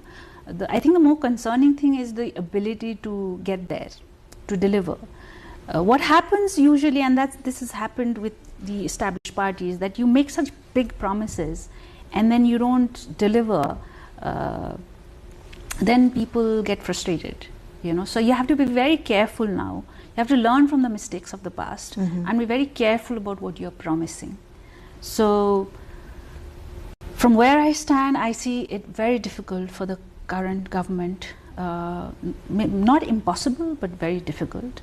For me, the more important would be this billion-dollar economy that we are talking about. Who is it for? Who's going to take most advantage of it? How does it look from the perspective of the most marginalized people, the poorest of the poor, the landless people, the women, Dalits? If it's again going to be a circulation of elites, if this billion-dollar economy is all about, again, certain people who monopolize the economy, then even if it's a big economy, as a nation, I think we would still be facing many issues. So I think that's how we need to look into it, rather than will we become a billion-dollar economy. We have a lot of countries in the world who are massively, in terms of GDP and all of that, are doing very well. But there's also a stark gap between, the rich and the poor, which has led to a lot of instability even in their own country. So, Nepal, it's easier also for Nepal because so many countries have already made that mistake. Why are we that foolish that we want to make the same mistake of, again, just chasing the numbers? So I hope when you look at the other promises that are being made, it does look as if they are trying to also look at the social justice aspect of it. But I hope it's not just like a very subsidiary or a secondary thing that they are sort of just keeping in mind. I hope it is an important component of the very idea of what economic prosperity means for the people. For several years in recent time, we sort of witnessed transactional politics with the power revolving around a few parties. This government has a clear mandate from the public to run the nation for the next 5 years. This is going to sound a bit of a blanket of a question, but what would you say would be the pitfalls that it needs to avoid? You need to have a larger picture of the structural crisis that's rooted, in our politics, in our economy. To have that picture is very important. I know there's a lot of heat and energy, because of this overwhelming mandate. There could be a lot of pressure too. But I would say, instead of taking shortcuts, instead of chasing after those immediate, validation that you seek from, let's say, social media, because that's been such an important element to your whole, election campaign and the mandate that you were able to garner. Now that you are in government, you have to translate that into actions, into actual change. So, take your time in looking at the larger picture and within a given time frame, you could, within a couple of months, in a few years, what are the achievements, tangible achievements that you can, make. Focus on them, and rather than make a spectacle out of everything, rather than make make politics all about performance. I mean, of course, that has become an important element. So I can understand if they are, going to carry on with that. But then, really, if you want to make a long-term impact, then you have to focus on the structural cracks in our economy and in our larger, socio-cultural fabric. It requires a lot of, hard work, and also requires a certain review of the past policies. You can't disregard all the policies and legislations that way. You have to stand on, that foundation that was already being created. So you have to be aware of what are the things that you want to continue with and what are the things you want to get rid of. So I would say that is what, and of course bureaucracy is one thing that I think for any government, new government, bureaucracy in itself is like, a major part of, the state apparatus. And a lot of people are speculating that that's going to be a big bottleneck for the, young people who are trying to govern in a new way.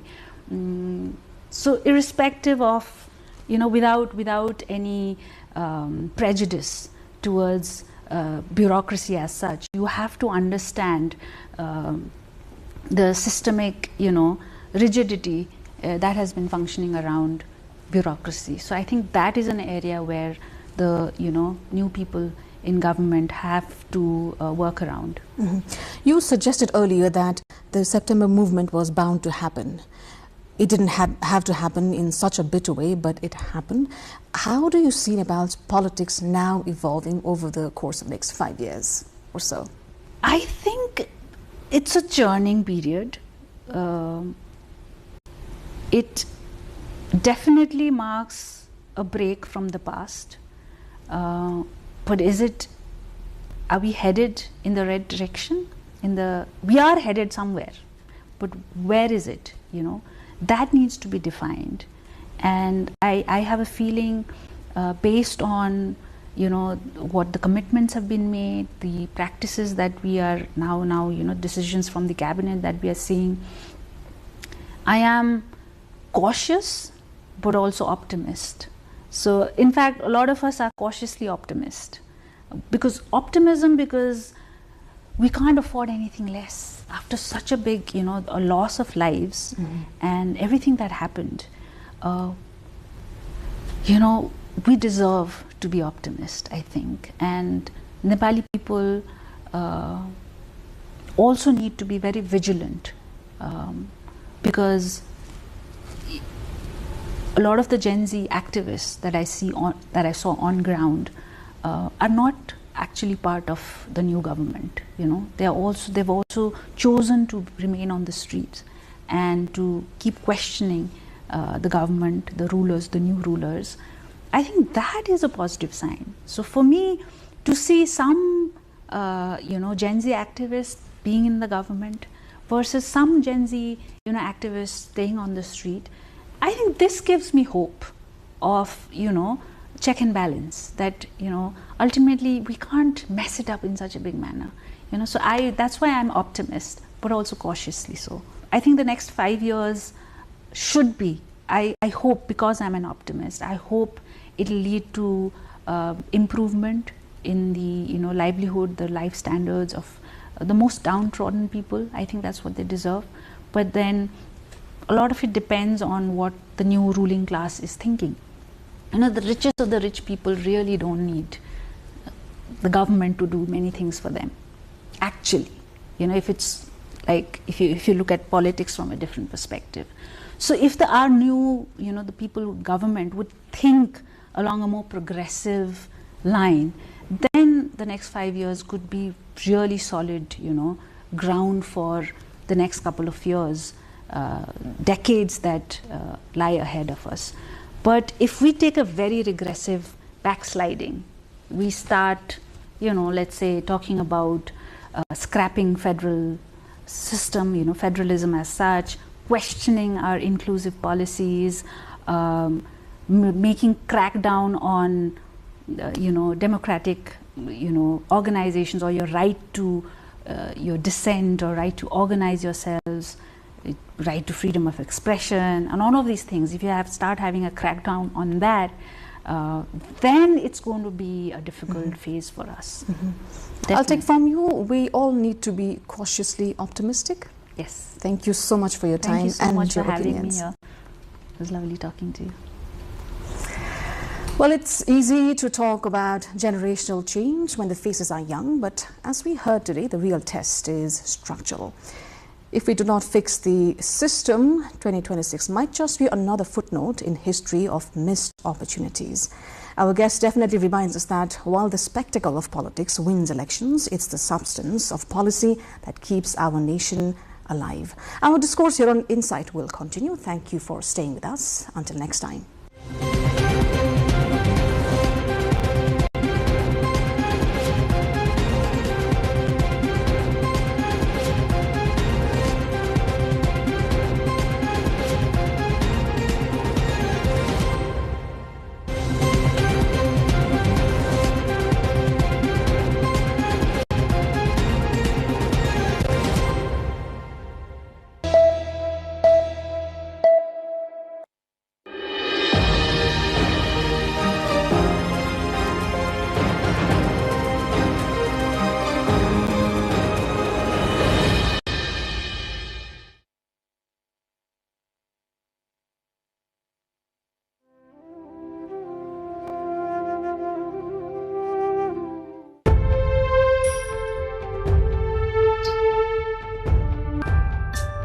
It is no more the remote far west, but the wonderful west.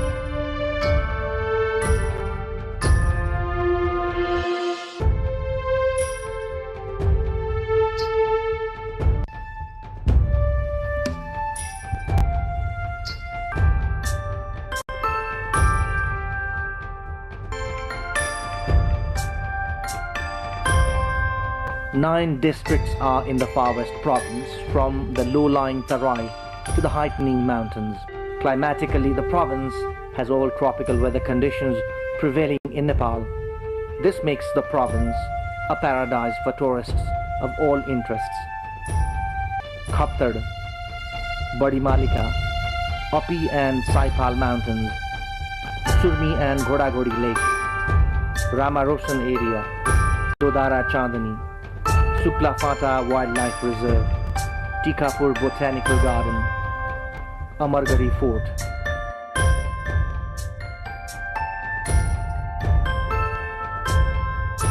Dhangadi, the province headquarters, is the gateway to the state. The business hub of the far west region, Dhangadi, is becoming well equipped for political, trade and business infrastructures and other human resources.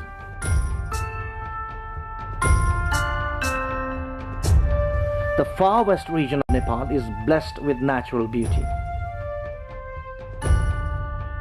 Any traveler is attracted by this epitome of beauty and a gift of Mother Nature.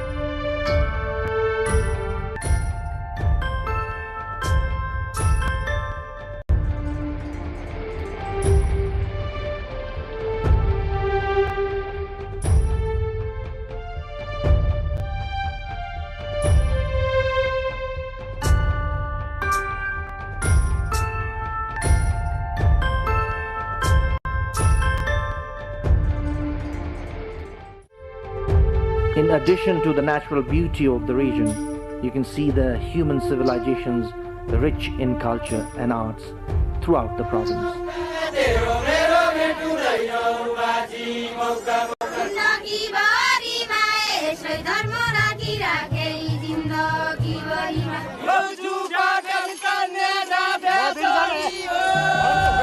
The people of this region enjoy their unique lifestyle identified by their culture, language and religion. The far west region has the wealth of nature, culture and religious uniqueness to offer to every traveler. Khaptad. The Khaptad National Park spreading across 4 districts of Doti, Acham, Bajang and Bajura of the far west province. It's situated at an altitude of 3,000 meters above the sea level. The natural splendor and breathtaking views revealing geography's diversity is a sight to remember for every nature lover. This is the land of penance, where Kaptar Baba lived for 50 years in his pursuit of knowledge and enlightenment. There are 22 Pathans and the famous Triveni temple in Kaptar.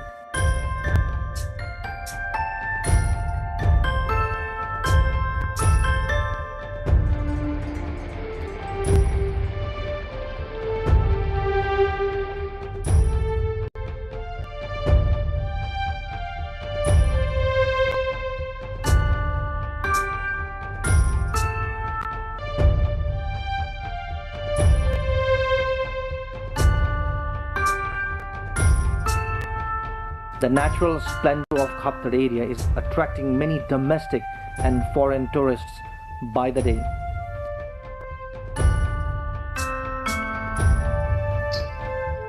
Trekking in the Kaptar region is a lifetime experience, especially with the numerous species of birds, wildlife, flora and fauna in the numerous trails.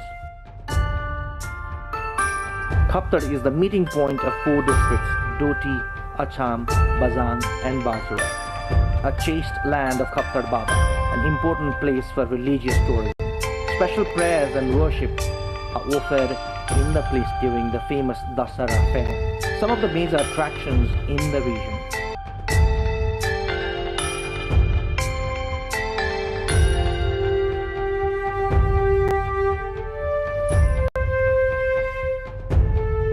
Badi Malika. Situated 4,200 meters above the sea level, Badi Malika is a famous religious site in remote Bajura district of the far west province.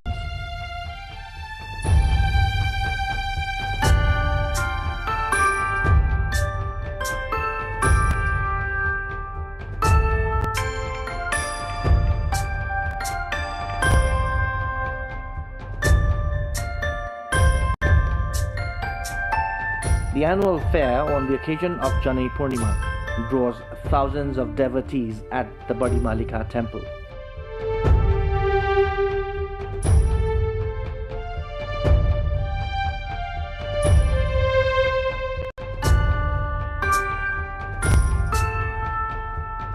Lush green meadows, pure waterfalls and whistling ravines flowing downstream are the major attractions of the natural wonder. Thousands of domestic and foreign tourists flock the temple every year during the fair and other times as well. Badi Malika is popular among people in the far west and Karnali provinces. However, few people from Kathmandu and Gadwal of India also visit this site for pilgrimage. The famous pilgrimage site in Bajura district of far west province, Badi Malika. There is a popular belief that offering worship to deity Badi Malika fulfills one's wishes. Large fair takes place every year on Janai Purnima. The Badi Malika temple on top of a hill. The 22 Pathans, various species of flowers, panoramic view of the mountain range. Only a few small tea shops are seen as amenities in this area.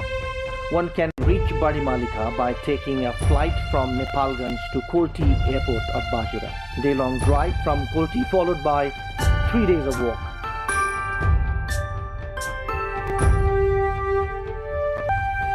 Suklafata. Suklafata National Park is a world-famous destination for those interested in wildlife.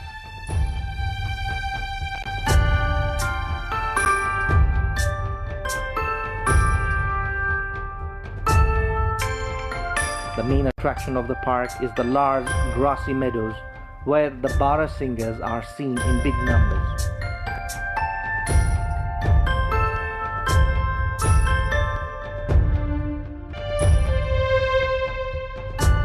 The flock in the park is said to be the largest in the world.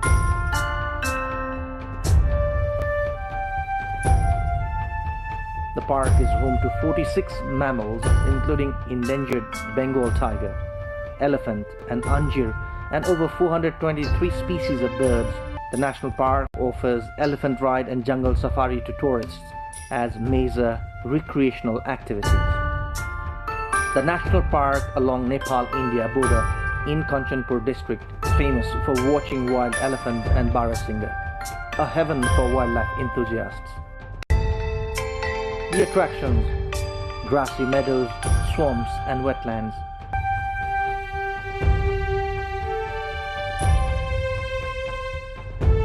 Ramaroshan, located in Acham district of Nepal at an altitude of 2,500 meters above the sea level. Ramaroshan is a jewel for tourists in the Far West province.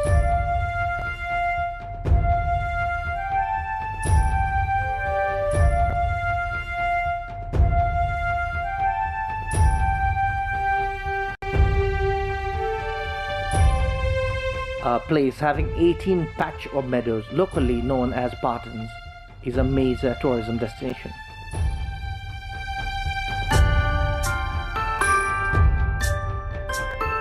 The beautiful Ramaroshan Lake is the major attraction for tourists here.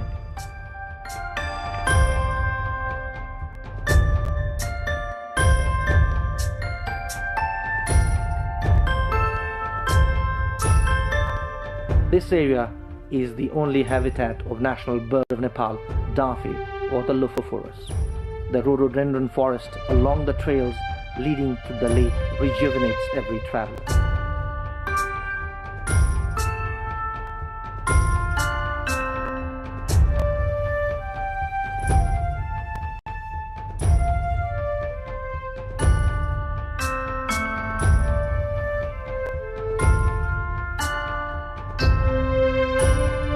Amargadi Fort. Amargadi Fort is a historic castle in Amargadi municipality of Danildura. This fort is an important site of historical, archaeological, political, religious, social and cultural aspect.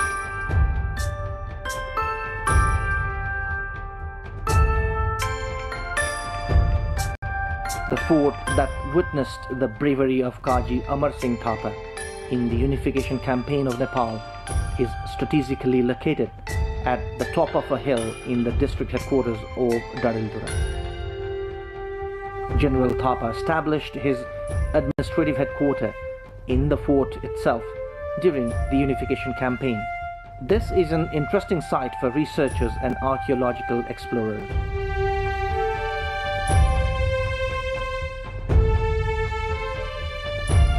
Mostly domestic and Indian tourists visit this fort.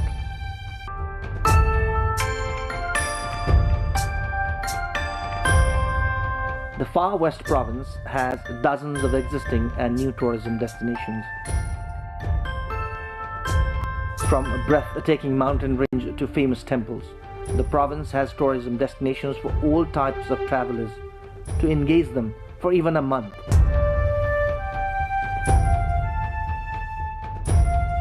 As many tourism destinations are in Far West province, so is the potential of the province. Most of the tourists in the province come for travel and research. However, lack of proper infrastructures discourage many enthusiasts.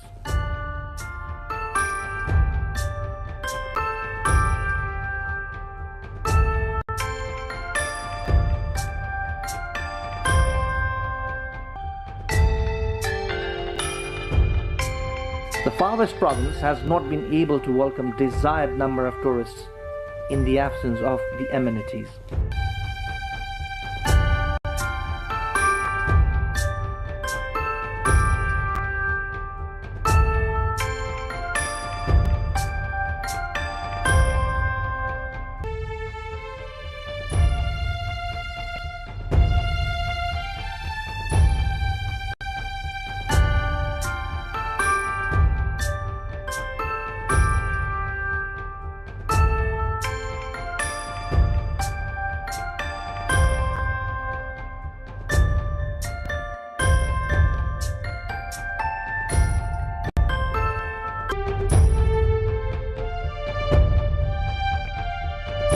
The number of foreign tourists entering Nepal via custom points in the far west province has seen some increment of late. But most of them hardly spend a day or two there. After entering Nepal from Kailali or Kanchanpur, most of the tourists head towards the east for capital Kathmandu or Pokhara or some other destinations.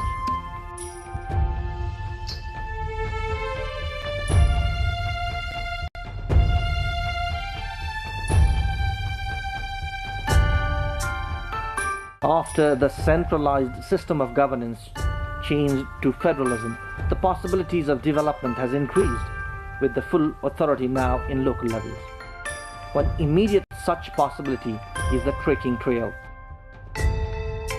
If only the 5 proposed tourism corridors, Khakrola, Tikapur, Karnali, Badimalika, Khutia, Bipinagar, Tel Lake, Khaptar, Dhangadi, Budar, Saipal, Mahakali River and Jhulaghat, Mursa can be developed as per provincial government's plan, it could contribute to the national mission of prosperity through tourism.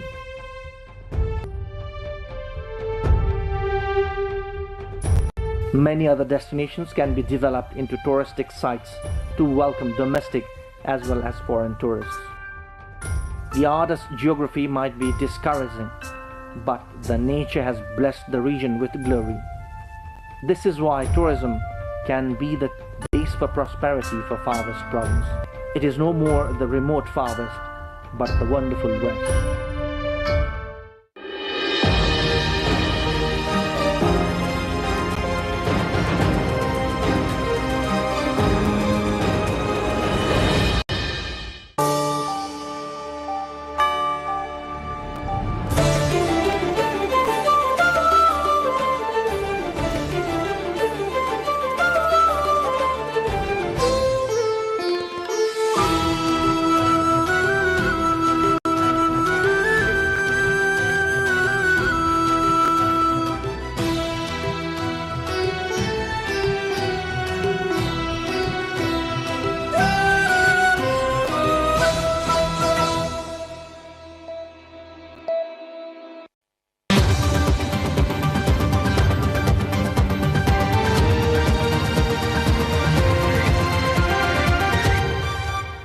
This is The World This Week, your weekly roundup of the latest international events and updates. This is me, Bhavana Casey. In this edition, we bring you the stories making headlines across the globe, from geopolitical tensions and major political developments to cultural celebrations and remarkable human feats. We have all that you need. Let's begin with the latest updates on Middle East conflict. A 10-day ceasefire between Israel and Lebanon has begun with celebrations and fireworks in Beirut. It is said more than 2,000 people in Lebanon have been killed in the 6-week conflict, with 1 in 5 people displaced. A 10-day truce between Israel and the Iran-backed Hezbollah has begun in Lebanon, raising hopes of a pause in weeks of devastating conflict and potentially easing a major obstacle to wider talks involving Iran and the United States. Uncertainty remains whether Hezbollah will accept a deal, particularly as Israeli forces continue to occupy parts of the southern Lebanon. Celebrations meanwhile broke out in Beirut as the truce took effect, with gunfire and fireworks heard across the city, while some displaced families began returning despite official warnings to wait until stability is confirmed. The United Nations peacekeeping mission in southern Lebanon says no airstrikes have been observed since midnight, but accused Israeli forces of airspace violations and artillery fire. On the terms outlined by the U.S. State Department, Israel may respond to imminent threats in self-defense, but is barred from conducting offensive operations. U.S. President Donald Trump says he expects Israeli Prime Minister and Lebanese President to visit the White House within days following his announcement of a ceasefire between Israel and Lebanon. We have a ceasefire with Israel and Lebanon, and that'll be great. And they'll be meeting, probably coming to the White House over the next 4 or 5 days. And that'll be the first time they've met in 44 years, which is pretty unneighborly when considering they're neighbors. But there's a really good chance that that'll work out with Lebanon and Israel.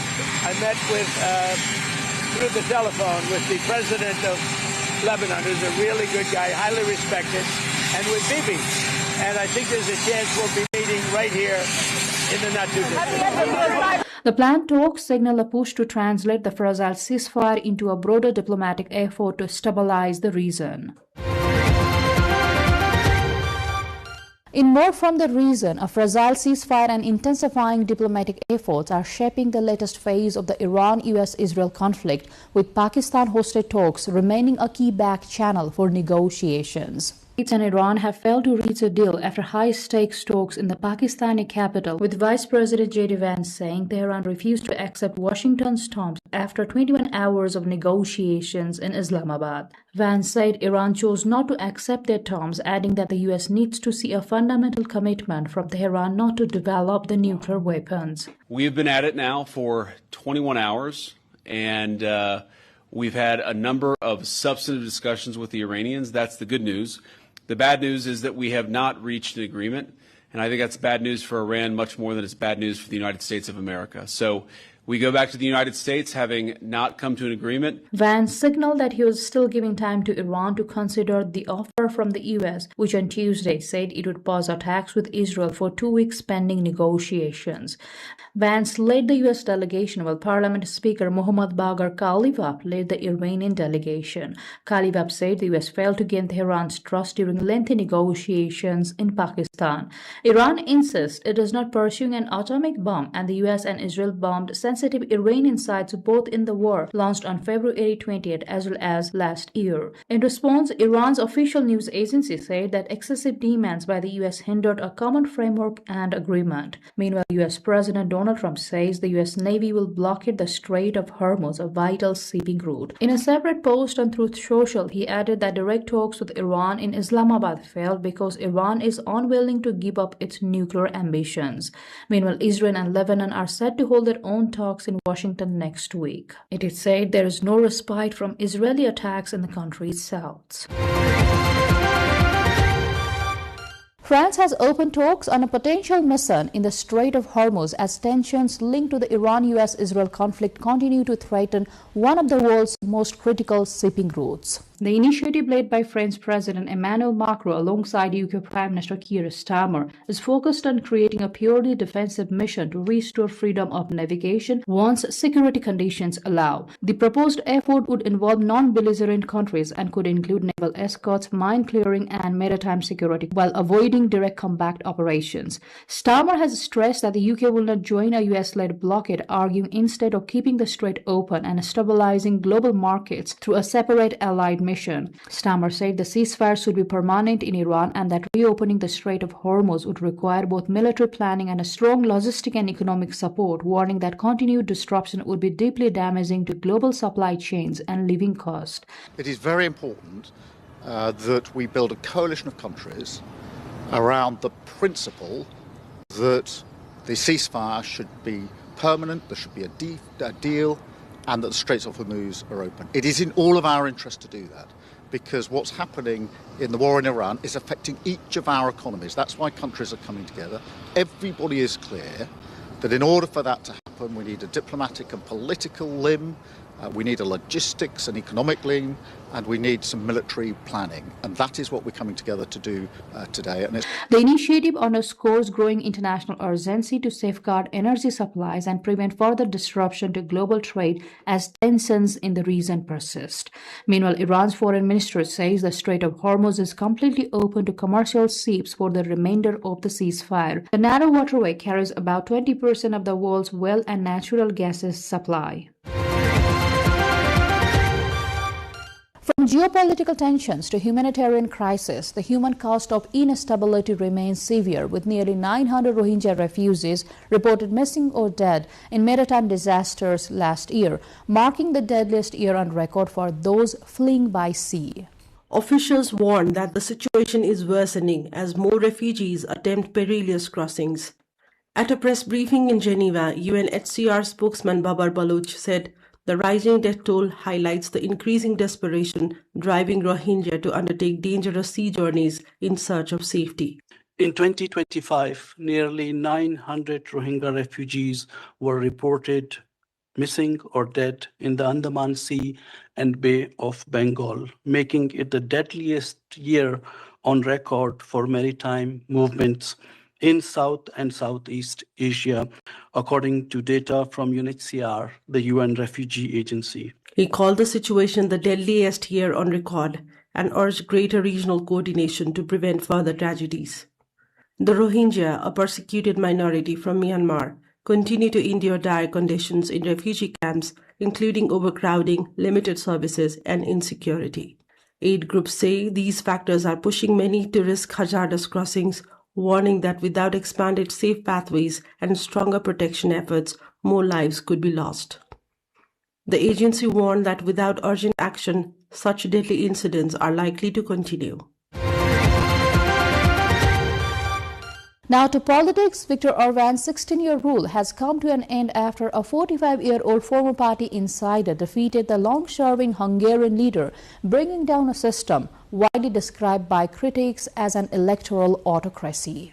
Viktor Orban's 16-year rule has come to an end, and a system widely criticized as an electoral autocracy has collapsed after being defeated by a 45-year-old former party insider who persuaded a majority of Hungarians to vote for change. "We did it," Peter Magyar told a crowd of cheering supporters beside the river Danube, overlooking Budapest's magnificent parliament on the other side. Preliminary election results, based on more than 98% of counted votes, put his Tesja party on course for an extraordinary 138 seats, with Orban's Fidesz on 55 and the far-right, Our Homeland, on 6. The landslide will not only allow Magyar to overturn Orban's increasingly unpopular domestic policies, but reset Hungary's global relationships. Orban has been a close partner of both U.S. President Donald Trump, earning an in-person appearance from U.S. Vice President J.D. Vance in the final week of the campaign, and Russia's Vladimir Putin, and he had become a big thorn in the side of the EU and Ukraine. Magyar, on the other hand, stood on a platform of distancing Hungary from Russia in favor of more cordial ties with the EU and Ukraine. Magyar has promised to reverse Orban-era changes to education and health, tackle corruption, restore the independence of the judiciary, and kill off the widely loathed system of patronage known as NER that helped enrich party loyalists and squander state resources.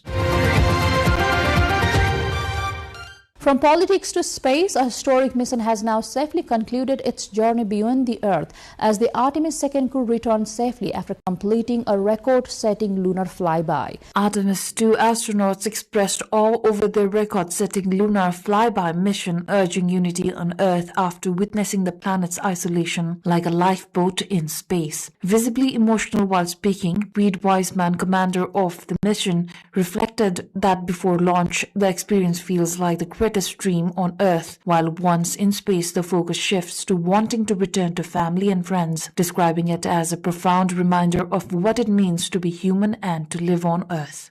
Victor, Christina, and Jeremy, we are bonded forever, and no one down here is ever going to know what the four of us just went through, and it was the most special thing that will ever happen in my life. No one knows what the families went through, man. This was not easy. Being 200,000 plus miles away from home, like before you launch, it feels like it's the greatest dream on Earth. And when you're out there, you just want to get back to your families and your friends. It's a special thing to be a human, and it's a special thing to be on planet Earth. Thank you. U.S. President Donald Trump has praised the astronauts of the Artemis program shortly after their successful splashdown in the Pacific Ocean, marking the completion of their journey around the moon. The crew returned to Earth after a landmark mission that forms part of the broader Artemis effort to re-establish human presence beyond low Earth orbit. The mission is seen as a key step toward future deep space operations, including sustained lunar presence and eventual exploration of Mars. That milestone in modern space exploration comes as the world reflects on the origins of human space flight, marking the 65th anniversary of Soviet cosmonaut Yuri Gagarin's historic 1961 mission as the first person to orbit the Earth. The World on Sunday marked the 65th anniversary of humanity's first journey into space, commemorating the landmark flight of Soviet cosmonaut Yuri Gagarin on April 12, 1961. At just 27 years old, Gagarin, the son of a carpenter and a dairy farmer, became the first person to travel beyond the Earth's atmosphere when he launched aboard the Vostok 1 from the Baikonur Cosmodrome. As the rocket lifted off, he famously declared "Pai Kali," that means "let's go," a phrase that would become synonymous with the dawn of human space exploration. The mission lasted 108 minutes, during which Vostok 1 completed a single orbit around the Earth. Gagarin safely returned to the ground, landing near the village in Russia's Saratov region, securing his place in history and igniting the space race between the Soviet Union and the United States. The anniversary is observed annually as Cosmonautics Day in Russia and several other former Soviet states, while also being recognized internationally as a milestone in scientific and technological achievement. Events marking the occasion this year included official ceremonies, educational programs, and tributes to early space pioneers, highlighting the enduring legacy of Gagarin's flight and its role in shaping modern space exploration. Melting snow in eastern Turkey's Kars province has created seasonal wetlands that are drawing migratory birds, transforming the winter landscape into a thriving spring habitat. Wetlands formed by melting snow in eastern Turkey's Kars province have begun attracting migratory birds as winter gives way to spring. Known for its long and harsh winters, the place is now seeing its landscape transform with newly formed wetlands filling with bird life. At Kafkas University's campus, water-covered land has become home to a variety of wild birds, including coots, storks, and mallards. Each year, migratory birds return to the area in spring, finding suitable conditions for shelter and breeding. Striking scenes have emerged as ruddy shelducks swim and occasionally clash in the water, set against a backdrop where patches of snow still cover the ground. Legendary singer Asa Bhosle, one of India's most celebrated and versatile voices, has died at the age of 92 following a heart attack, marking the end of an era in Indian music. Asa Bhosle, a legendary Bollywood singer who became a cultural icon, has died aged 92. The unrivaled queen of Indian playback singing died in Mumbai, having been admitted to hospital after suffering a heart attack. Her death marks the end of an era in Bollywood music, with her career spanning more than 8 decades and encompassing more than 12,000 songs, including Nepali. Bhosle's distinctive voice breathed life into countless film songs as actors lip-synced to her unforgettable tracks. Her pervasive presence in Bollywood earned her the 1997 hit Cornership tribute Brimful of Asha, and she was also known internationally for a collaboration with British musician Boy George. Indian Prime Minister Narendra Modi called her one of the most iconic and versatile voices India has ever known. The tributes reflect a wider recognition of Bhosle's remarkable artistry. With a voice that moved effortlessly from romantic ballads to energetic numbers, she became the go-to singer for composers across genres. Her range and vitality made every song a celebration and defined the sound of Bollywood for generations. A contemporary dance performance, Cold Water, part of the European Union-supported Connect to Change climate campaign, used artistic expression in Vietnam's capital to highlight the environmental issues. In Vietnam's Hanoi, Last Fire crew, in collaboration with the European Union, presented a contemporary dance production titled Water as part of the Connect to Change climate awareness campaign. The performance drew a strong response from young audiences and was inspired by the themes of wind, water, and sun. Through expressive choreography, the piece explored water's adaptability and resilience while reflecting on the impacts of climate change. Organizers said the production highlighted the importance of collective action and community responsibility in addressing environmental challenges. The campaign also aimed to encourage youth engagement in the green transition and promote more sustainable lifestyles.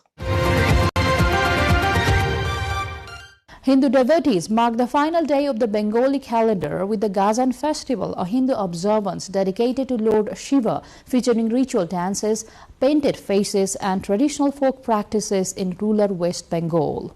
Indian devotees have have marked the final day of the Bengali calendar with the traditional Gazan festival, a Hindu observance dedicated to Shiva. The festival is being held in Shivlan village in the Burdwan district of West Bengal, around 200 kilometers from Kolkata. Participants painted their faces red and performed ritual dances, including acts involving skull replicas as part of devotional practices linked to folk traditions. Local residents said the rituals are performed as an expression of devotion and spiritual projection associated with the deity. A villager, Satya Prakash Mukherjee, said participants believe the festival also symbolically represents the presence of spiritual forces connected to Shiva's followers. Authorities and local continue to observe the annual festival, which is widely celebrated across parts of rural West Bengal. The festival is traditionally associated with intense ascetic rituals and is performed at the end of the Bengali calendar year in the rural parts of West Bengal. It reflects long-standing folk practices blending devotion, endurance, and community participation in honor of Lord Shiva. Indian and Pakistani Sikh pilgrims gathered at Gurdwara Panja Sahib, one of holiest sites, to mark Baisakhi with prayers, rituals and community celebrations during the annual harvest festival. Indian and Pakistani Sikh pilgrims gathered at Gurudwara Panja Sahib, one of Sikhism's most sacred sites, during the Baisakhi Harvest Festival. The annual celebration drew devotees from both countries who came together to mark the religious and cultural occasion through prayers, rituals, and community gatherings. Baisakhi holds a deep religious, historical, cultural, and agricultural significance in Punjab and is widely observed across Sikh communities. Sikhs traditionally take part in processions known as Nagar Kirtan, visit Gurudwaras for blessings, and share meals from langars or community kitchens during the festival. As part of the observance, the Nishan Sahib, the sacred Sikh flag symbolizing identity and sovereignty, is ceremonially cleaned and reinstalled at Gurudwaras. Festive celebrations are also underway in Southeast Asia, where the New Year is being marked with vibrant public gatherings as thousands of revelers flooded Silom Road for Thailand's Songkran festival, with authorities managing large crowds at one of the country's biggest annual celebrations. Thousands of revelers flooded Silom Road in Bangkok to mark the start of Songkran, as authorities managed large crowds gathering for one of the country's biggest annual celebrations. The Thai New Year festival, known for its large-scale water fights, drew both local and tourists to the capital's commercial district, where participants armed with water guns and buckets drenched one another along packed street corridors. Officials had earlier designated sections of Silom Road as controlled celebration zones, aiming to balance public safety with tourism-driven festivities. Security personnel and emergency services were deployed across key areas to monitor crowd flow and respond to incidents, while traffic restrictions were imposed to accommodate the influx of visitors. Authorities also reiterated guidelines on water uses and public conduct during the celebrations. Songkran is a major economic driver for Thailand's tourism sector, with businesses expecting a surge in spending across hotels, restaurants, and retail. Despite concerns over crowd management and safety, officials say the strong turnout reflects a continued rebound in travel demand during the holiday period. Well, this brings us to the end of this episode of The World This Week. We hope you enjoyed as much as we did bringing it to you. We shall see you again next week with a new episode. Also, do follow us on our website www.nepaltelevision.com, our social media handles, as well as our YouTube channel. Till then, take care and bye-bye.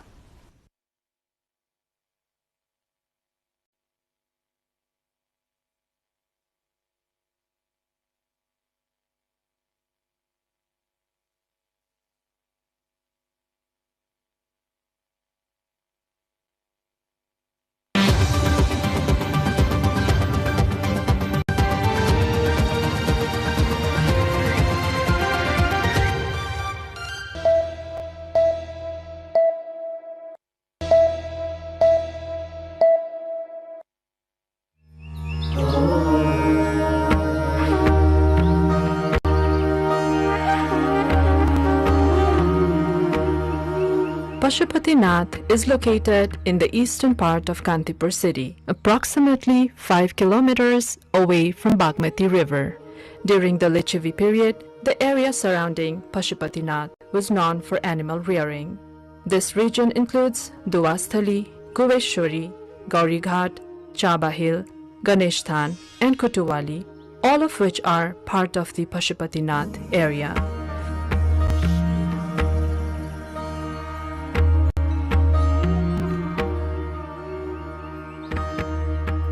In 1979 AD, UNESCO designated Pashupatinath as a World Heritage Site. The blessings of Pashupatinath have been revered since ancient times, indicating the site's significance long before the Lichavi dynasty. The presence of Jyotirlinga, a sacred representation of Lord Shiva, is mentioned in one of the ancient texts, highlighting its historical and religious importance.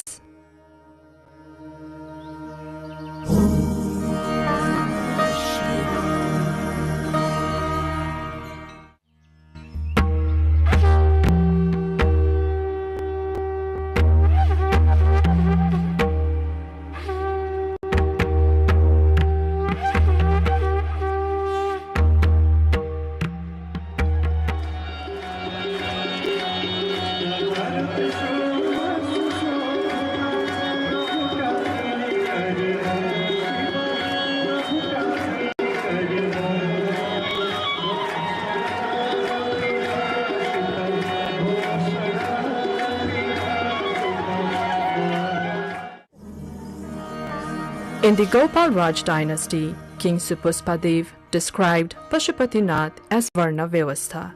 Following Supuspadev, every subsequent king incorporated the name of Pashupatinath within their own names.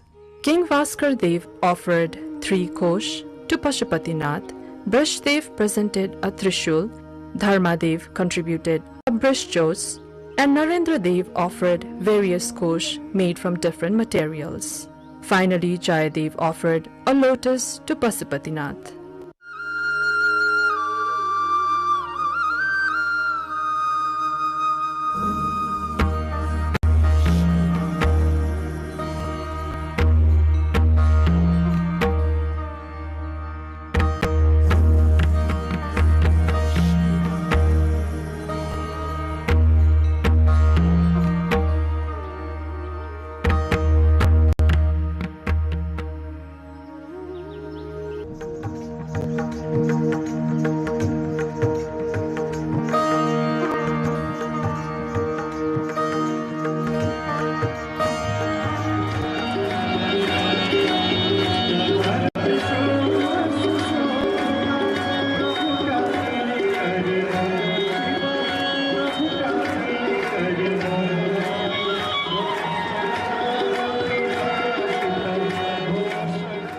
In 1473 BS, Jyotimalla renovated Pashupatinath. The priest Nityananda initiated the removal of the 3-story structure of Pashupatinath and reduced it to a single story. Queen Ganga, the consort of Shiva Singh, had the Bhasa Bamsawali written, which is still present today.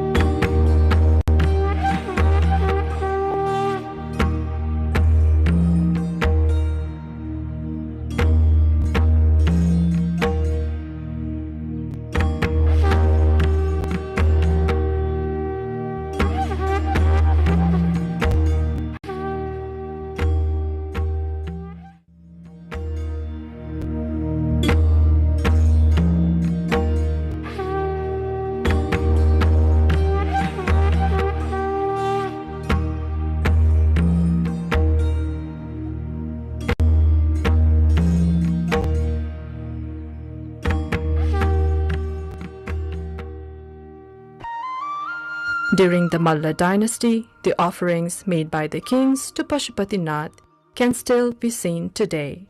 Among these offerings, Lord Shiva at Pashupatinath received a copper roof, and Chhadi and Kamal.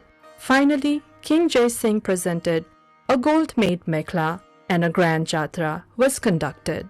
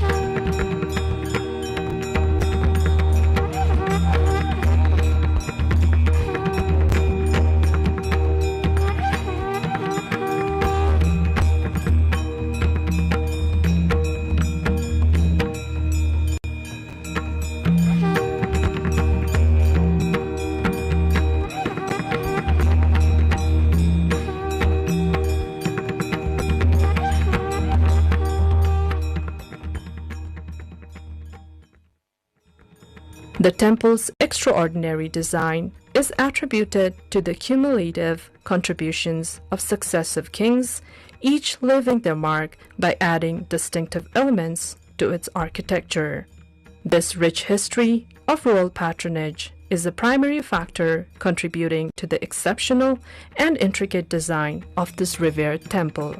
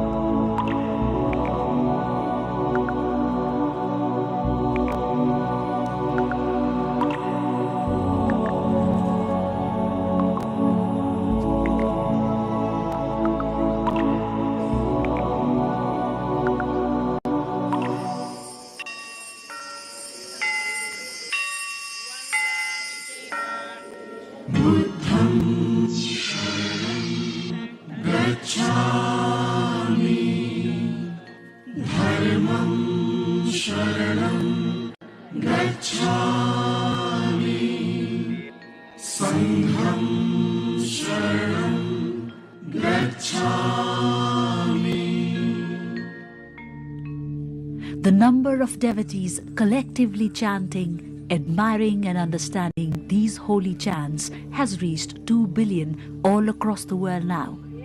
This implies that the population following Buddhism is increasing by the day. Buddhism rests upon the principle that one must be empathetic, kind, and exonerate towards all living beings.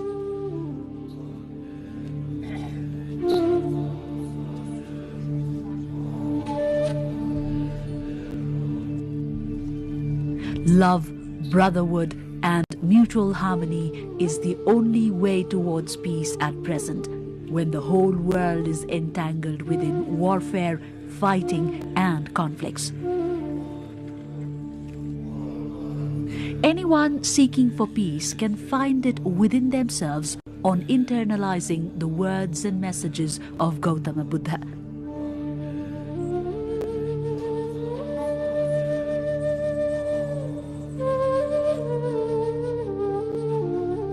Gautama Buddha, also known as the Light of Asia, established himself as the preacher of Buddhism and enlighten the whole world with his message of peace, awareness, kindness, and wisdom.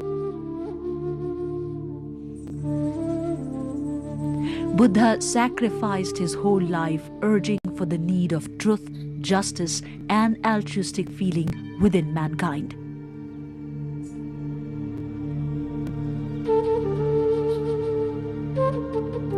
Gautama Buddha was born in Lumbini.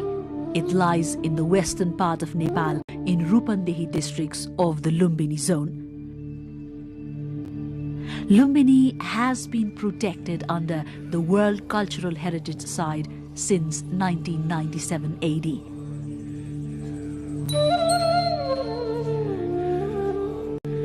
In the year 1896, the then senior officer of Palpa, Kharga Shamsher, and German expert Dr. A. Fuharer jointly carried out the work of archaeological excavation and investigation of Lumbini. After some period, archaeologists located the commemorative Ashok pillar erected by King Ashok of India during ancient period. With such facts coming in front, Lumbini caught attention of the people all around the world. Among the most significant heritages of Lumbini are Ashok Pillar and Mayadevi Temple. It is believed that Mayadevi gave birth to Siddhartha Gautam in 623 BC at the very spot where the temple is located at present. The then Mayadevi temple, however, remains only in the pictures and in imaginations. Renovation and repair works have already changed the original structure of the temple. Nevertheless, with the new structure, this temple has embraced a divine outlook in it. Not only the temple, but the whole Lumbini region is in the process of plan reconstruction and development. The visit of the then General Secretary of the United Nations Organization, U Thant, in the year 1967 brought together the notion of Lumbini Area Development Project. Under a master plan of the Japanese archaeologist Professor Kenzo Tange, the project was initiated in the year 1978. Lumbini Area Development Project Master Plan spreads in the area of 3 miles. Major attraction of this project is the Mayadevi temple premises.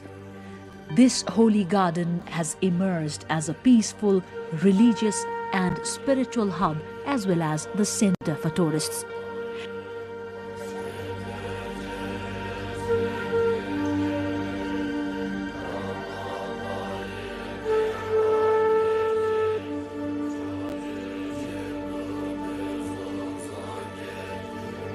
This garden, located in the southern part of the temple, has assimilated a number of objects of archaeological and historical importance.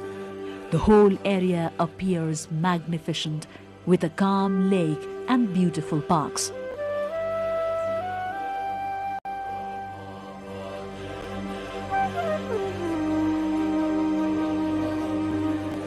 The temple displays numerous artifacts built in different centuries. These works shed light upon the historical importance of the temple.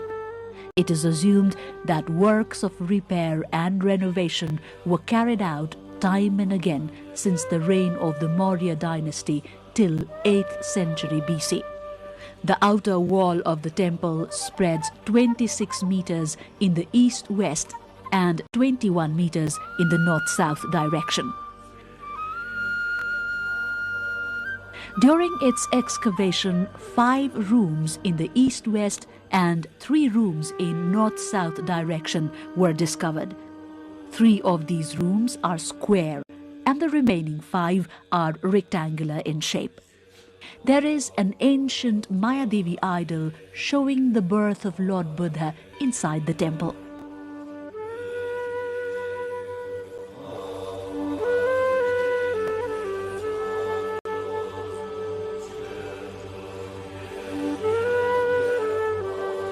This idol is also known as the birth idol. The remains inside the temple date back from 5th century BC to the 7th century BC. Marker stone, alias birthstone, is placed safe above a Maurya period brick inside a deep room. This clearly depicts the exact place where Lord Buddha was delivered. This stone is around 25 steps north of the Holy Lake. Other evidential objects uncovered from excavations are kept as it is for devotees and other tourists to explore and to study.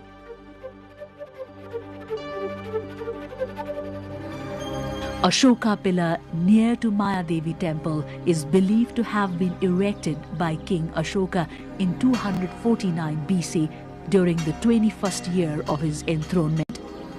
The Utkirna stone inscription engraved in this pillar in Brahmi script is a historical proof that Lord Gautama Buddha was born here.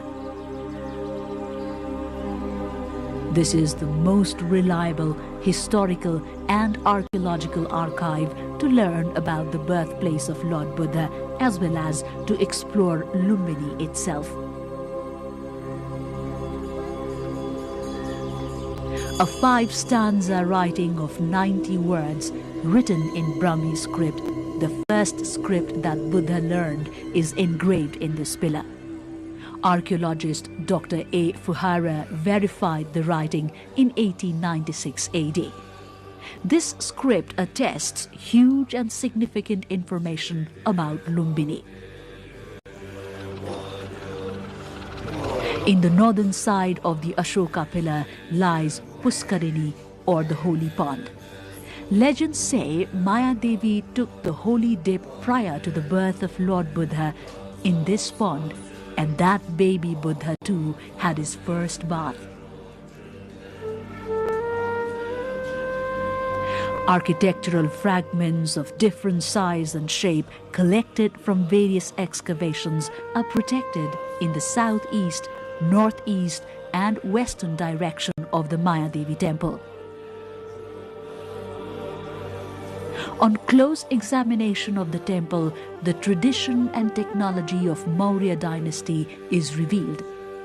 Some monasteries are constructed using the remains of Lord Buddha, while some other incorporates the remains of his followers, and few others have been constructed in Buddha's reminiscence.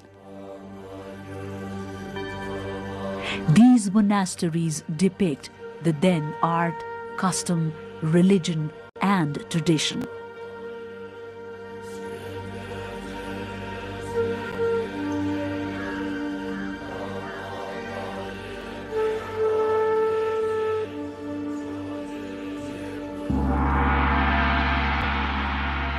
In the northern side of the Holy Garden, towards the center, lies the eternal peace flame, the peace bell and a 3-kilometer long and 16-meter wide canal.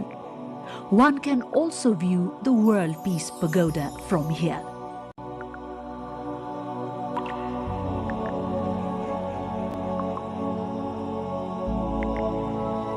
The canal divides the whole area into 2 sections.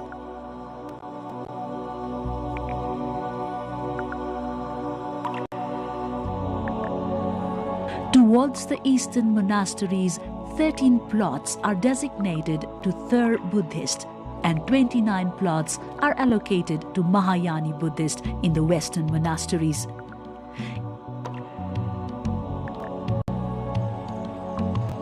In eastern region, various countries and Thar Buddhist organizations have constructed a number of monasteries following their native architectural texture.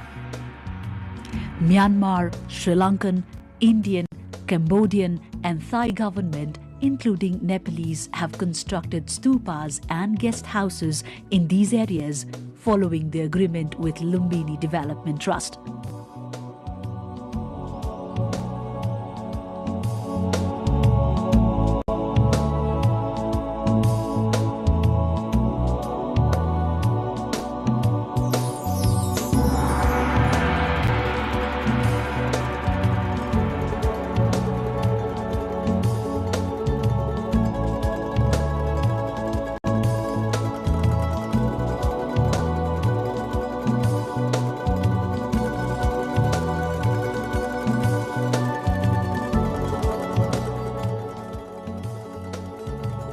Similarly, most of the western plots have been occupied with similar stupas, monasteries, guest houses and meditation centers constructed by various organizations or Government of Nepal, China, Vietnam, France, Japan, Austria, Bhutan and Mongolia, among other nations.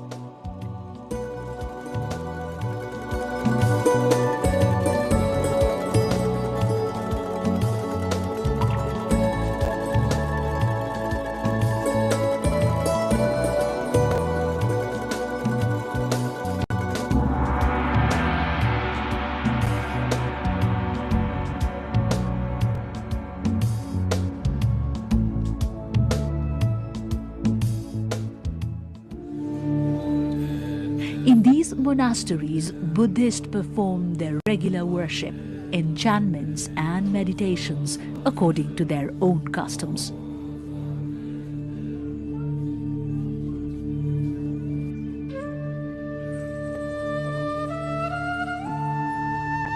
In the northern side of the new Lumbini village area is the 41.5 meter long and 49 meter cylindrical World Peace Pagoda.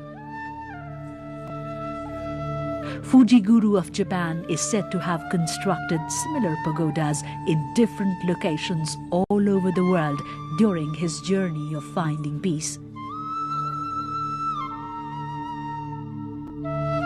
World Peace Pagoda was designed by Japanese architect Dr. Minoru Ohuka. This pagoda came into operation since 1995. Built in traditional Japanese design, the upper part of this pagoda holds metallic artifacts exhibiting the birth of Lord Buddha.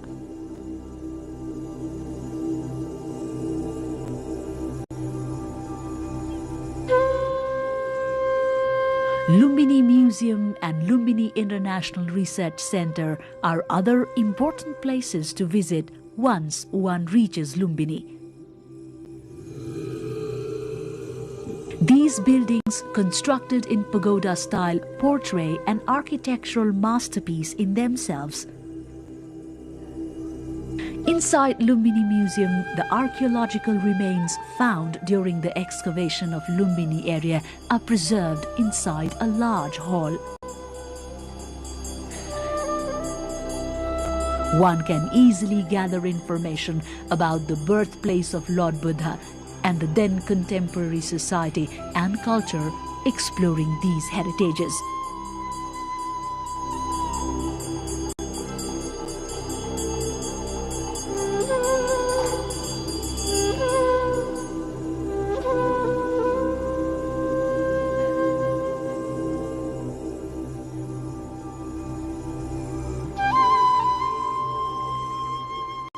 Within the building, designed by Professor Kenzi Tange himself, Lumbini International Research Center has been established. More than 3,500 research materials and texts on Buddha, Buddhism, history, philosophy, knowledge and teachings of Buddha can be found here.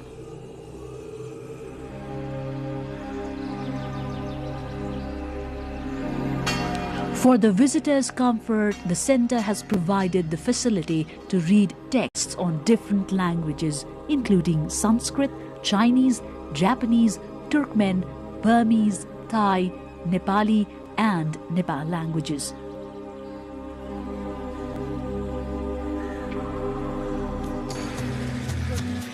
There is an easy access of air as well as terrestrial transportation to reach Lumbini. The nearest airport to Lumbini is the Gautama Buddha Airport located in Bhairahava. One can also take roadways from different cities of Nepal to reach Lumbini easily. Situated in northwestern side of Kathmandu, Lumbini is 327 kilometers far from the capital. From the Indian border Sunauli, it lies in the distance of a mere 26 kilometers. Visitors can find ample bus, cabs, rickshaws and other transportation means to explore the whole area of Lumbini. Accommodation in Lumbini is again not a big deal. There are a number of hotels, lodges and restaurants ranging from expensive ones to medium and cheap motels in the market area.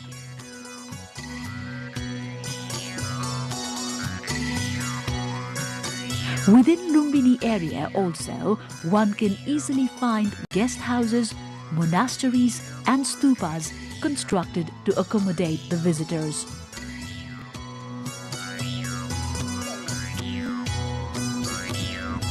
The overall development works of Lumbini is spearheading on the basis of Lumbini Development Master Plan.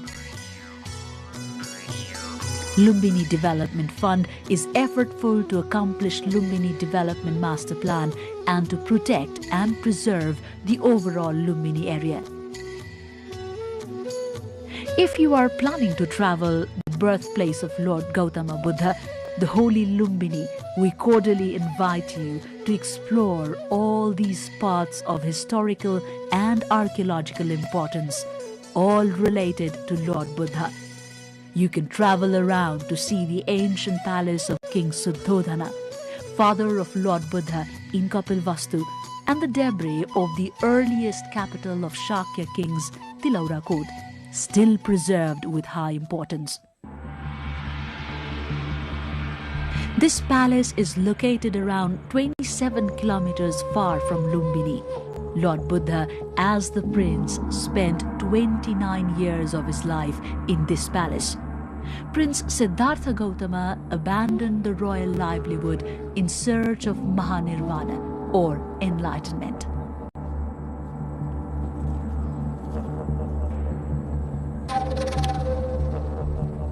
In the year 1898 AD, Indian archaeologist P.C. Mukherjee, following the description of Chinese traveller Hu Yansanga, and unveiled the unknown facts about Tilaurakot after his 4 months-long research and excavation works.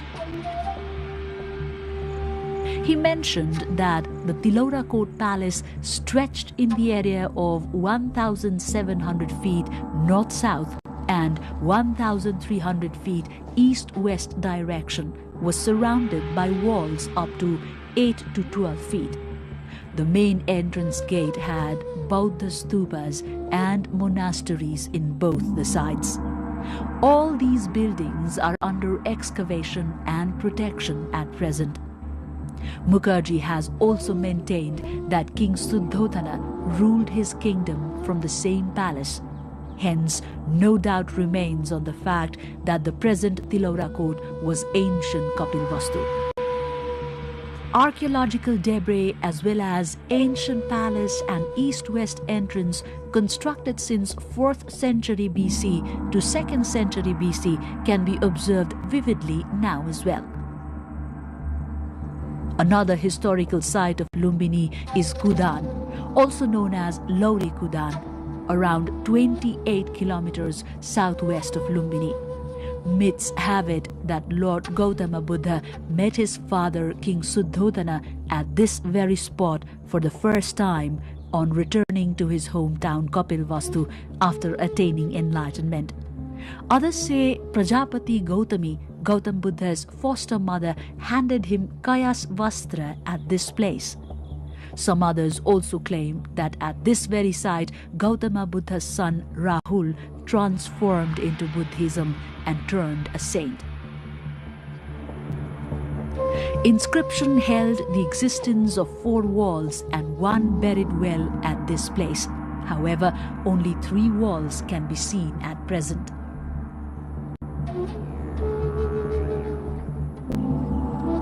According to Dewala Mitra, on the southern side of this lies one rectangular wall, and another wall has a snake temple on the top of it.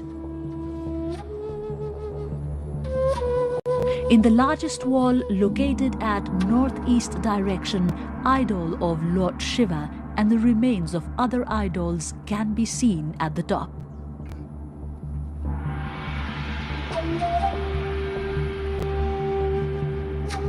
"500 meters north of King Suddhodana's palace lay 2 stupas. Experts say These stupas are the graves of King Suddhodana and his queen Maya Devi. The largest stupa has the area of 52 feet and is 75 feet high, whereas the smaller one has the area of 26 feet. The largest stupa is said to be constructed in the 4th century BC and was reconstructed 3 times during the 2nd and the 1st century BC. Similarly, the smaller stupa is believed to have been constructed in between the 2nd and the 1st century BC.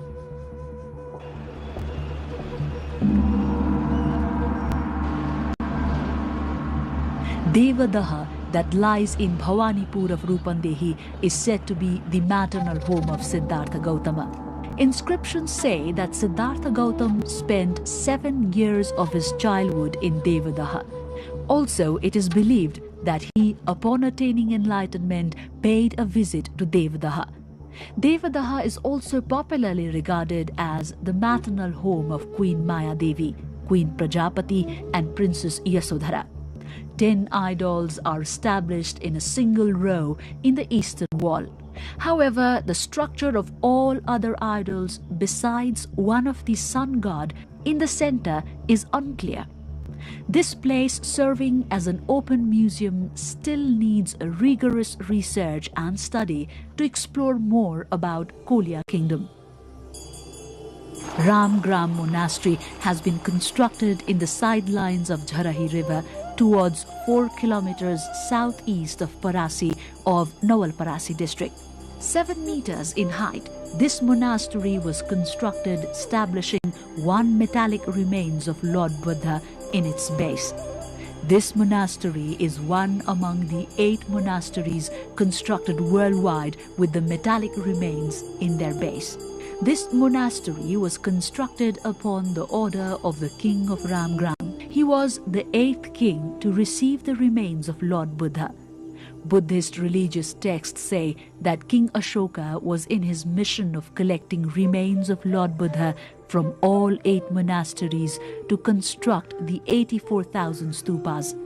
But he was not allowed to extort the remains of Lord Buddha from Ramgram Monastery. Around 9 kilometers north from Tilaurakot lies a pond named Sagarwa or Lambu Sagar. The pond has high significance with regard to its archaeological value. This pond is popularly recognized as the spot where Koshal rural king Naresh Birudhak killed the thousands of Shakyas at the same time during the 5th century BC. Inscriptions have it that this pond extends 1,059 feet towards the length and 225 feet towards the breadth and was discovered in 1895 AD. However, only few remains and a mark of the pond can be traced here at present. Gotihawa is renowned as the birthplace of Manushi Krakuchandra Buddha. It is also said that Krakuchandra Buddha met his father at the very place after attaining nirvana. Debris of Ashoka pillar, ancient well, bricks and other remains can be retrieved in the buried form from here. Major Wada and P.C. Mukherjee excavated Gotihawa in 1895 AD and mentioned that Krakuchandra Buddha was born here.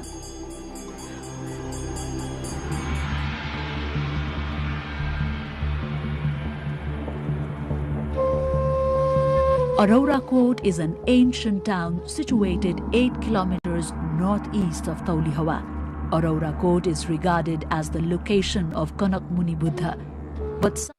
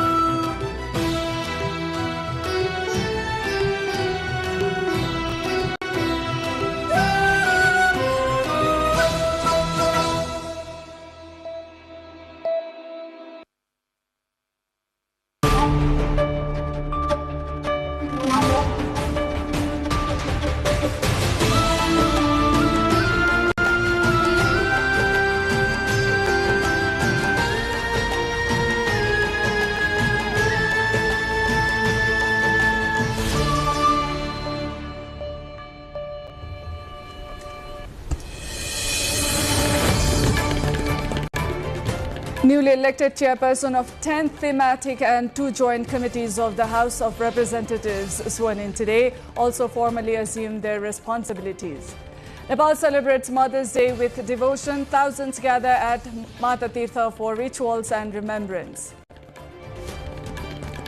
Nepal-South Korea launch Return Immigrant Loan Program, Quaker-ADBL partnership to boost entrepreneurship. Israel-Lebanon ceasefire takes effect. Trump signals White House talks with regional leaders. Women's Reservation Act comes into force in India. 33% quota in parliament set for implementation. And Tribhuvan Army Club clinches title of Prime Minister Cup men's cricket tournament, defeats Sudar Pashchim province by 5 wickets.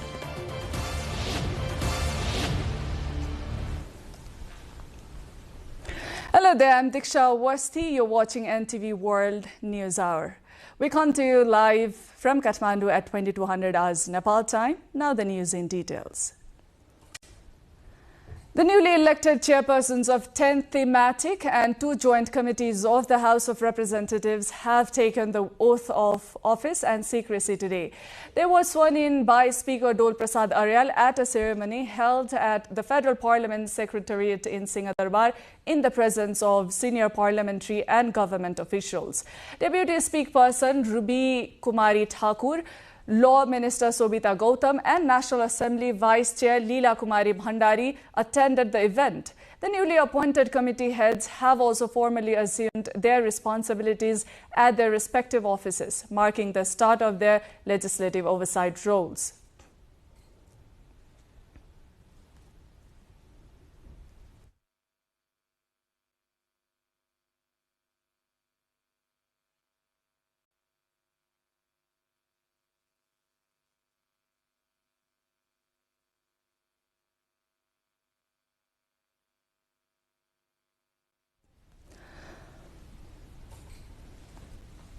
We will look more onto this in our segment issue of the day later in the bulletin.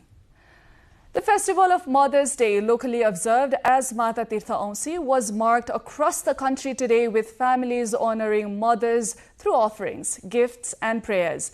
The occasion, observed on the new moon of the Nepali month of Baishak, also sees devotees performing rituals such as Tarpan and Pinda for deceased mothers in accordance with Hindu traditions. A large religious gathering was held at Mata Tirtha in Chandragiri municipality, where pilgrims performed rituals, took holy dips and worshipped Harihar, a combined form of Vishnu and Shiva. The festival is regarded as a significant cultural observance in Nepal, reflecting strong family bonds and religious devotion while drawing large crowds to sacred sites each year.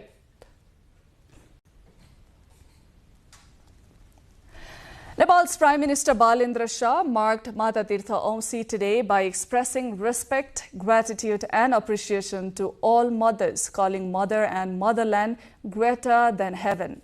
In a social media message, Prime Minister Shah described mothers as symbols of the nation and highlighted their love and sacrifice, noting the warm lap and sacred feet of a mother. The executive head also wished all mothers longevity and urged children to act in ways that make their mothers proud and bring them happiness. The Korean International Cooperation Agency, KOICA, and Agricultural Development Bank Limited, ADBL, have launched a joint financial support program to help Nepali migrant workers returning from South Korea reintegrate into the domestic economy through entrepreneurship. The initiative, implemented in coordination with the Ministry of Labour, Employment and Social Security, will provide subsidized loans to returnees who have completed training under the K-Hammi project. Under the scheme, KOICA will contribute $2.5 million for interest subsidies, while ADBL will mobilize around 1.2 billion Nepali rupees as loan capital, targeting up to 250 beneficiaries through 2028. Officials say the program aims to reduce financial barriers, enabling returnees to establish businesses and create jobs using skills acquired abroad. Authorities describe the initiative as a shift in Nepal-South Korea cooperation from labor migration toward long-term economic reintegration and entrepreneurship development. A 10-day ceasefire between Israel and Lebanon, announced by U.S. President Donald Trump, has come into effect, the U.S. State Department confirmed. The truce was implemented overnight by both sides as part of efforts to establish a broader and lasting security arrangement. The ceasefire is also linked to wider diplomatic efforts involving Iran, which has insisted that any agreement must include a truce in Lebanon. Meanwhile, displaced Lebanese civilians have begun returning south, even as the army reported violations and urged people to delay their return to frontline areas. According to Lebanese authorities, more than 2,196 people have been killed and over 7,185 injured since fighting began on March 2. The Lebanese army has warned civilians to avoid areas where Israeli forces have advanced until the ceasefire is fully stabilized.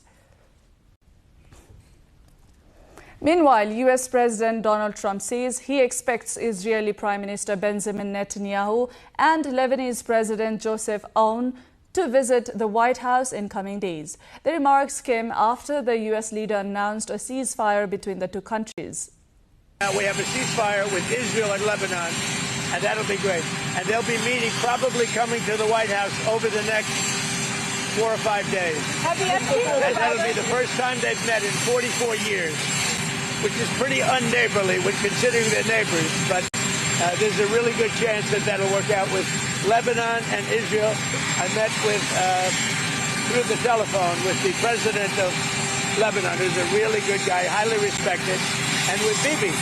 And I think there's a chance we'll be meeting right here in the not too distant. India has officially brought the Women's Reservation Act 2023 into force following a Gazette notification issued by the Union Law Ministry late Thursday night. The Constitution 106th Amendment Act provides 33% reservation for women in the Lok Sabha and state legislative assemblies, marking a significant step in gender representation in politics. The law, originally passed in September 2023 and approved by the President, was earlier linked to the post-2027 delimitation exercise based on the census, which would have delayed its implementation until around 2034. However, amendments have been introduced to enable its rollout from the 2029 Lok Sabha elections. The government is currently convening a special session of Parliament to pass the required legal changes and operationalize the reservation framework. Tribhuvan Army Club has won the Prime Minister's Cricket Men's National Cricket Tournament, defeating Sudur Pashchim Province by 5 wickets in the final at Narayani Cricket Ground in Burganj. Chasing a target of 162 runs, Army reached 164 for 5 in 34.3 overs, led by an unbeaten 46 from Iman Sheikh and a key 45-run contribution from Bashir Ahmed. Sudur Pashchim were earlier bowled out for 161, with Ashok Dhami scoring 43 and Karan Thagunna adding 35, while Army bowlers Akash Chand and Sahab Alam took 3 wickets each. Bashir Ahmed was named player of the match for his all-round performance. With the result, Tribhuvan Army Club, Sudur Pashchim Province, AFP Club and Madhya Province have qualified for the upcoming J Trophy Elite Cup under the Cricket Association of Nepal's tournament structure. Nepal's federal parliament has completed leadership selection for the key parliamentary committees, setting the stage for tighter oversight of government. A rare show of cross-party support has raised expectations for cooperation, accountability and results-driven governance. Now the focus shifts to delivery. Can this new leadership turn political consensus into real change? More on this in our issue of the day after this break.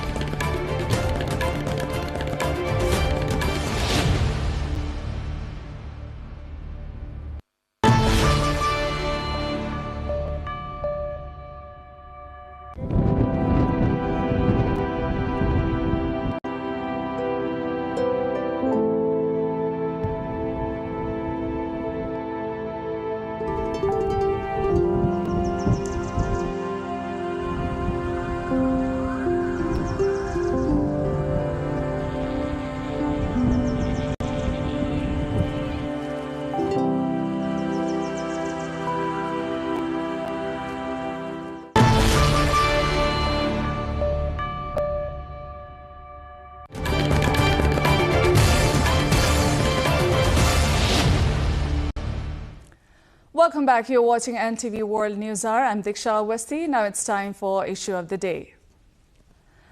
The Federal Parliament of Nepal has elected the leadership of 12 key committees, often referred to as a mini-parliament because of their crucial role in scrutinizing government work and legislation.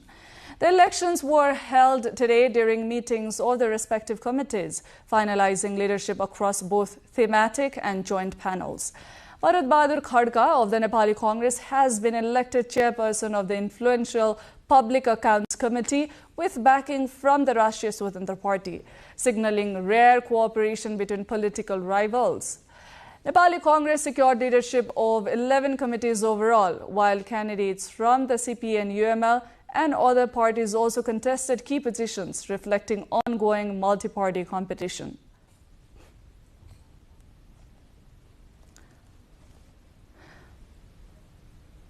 With the conclusion of the committee chair elections, all 16 committees of Nepal's federal parliament have now been fully constituted. The newly appointed chairs have highlighted cooperation, accountability, and results-oriented governance as their key priorities. Let's take a look at their say in our Public Pulse segment.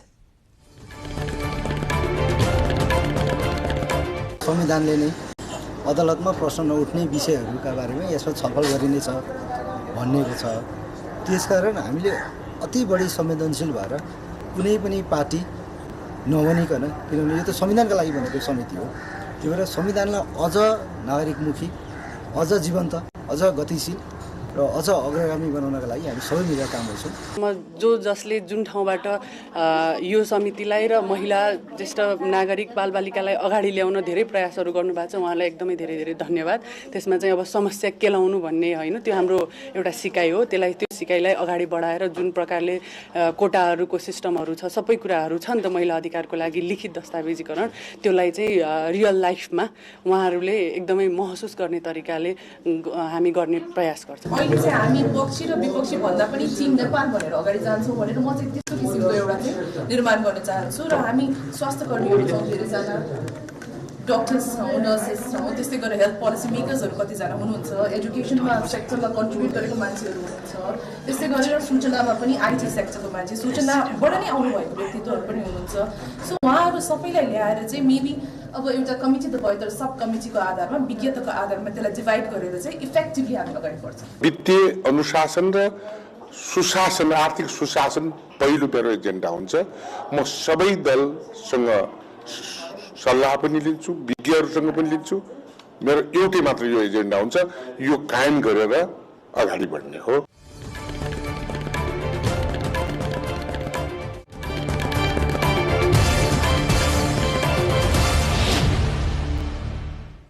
A spike in aviation fuel prices is hitting Nepal's skies, forcing airlines to cut flights and rethink operations.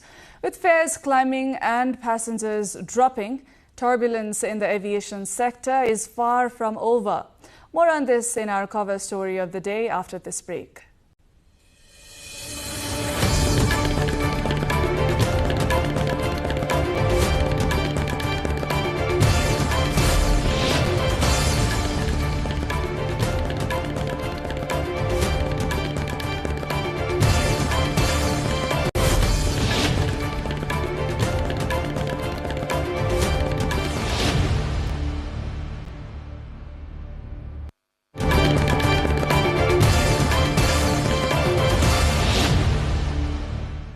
Welcome back. You're watching NTV World News Hour. Now on to cover story. A sharp surge in aviation fuel prices and supply constraints is disrupting Nepal's domestic air travel sector. The impact is forcing airlines to scale back operations while pushing airfares higher, reducing overall passenger movement. Bicheta Bhandari with Kamala Aryal brings more.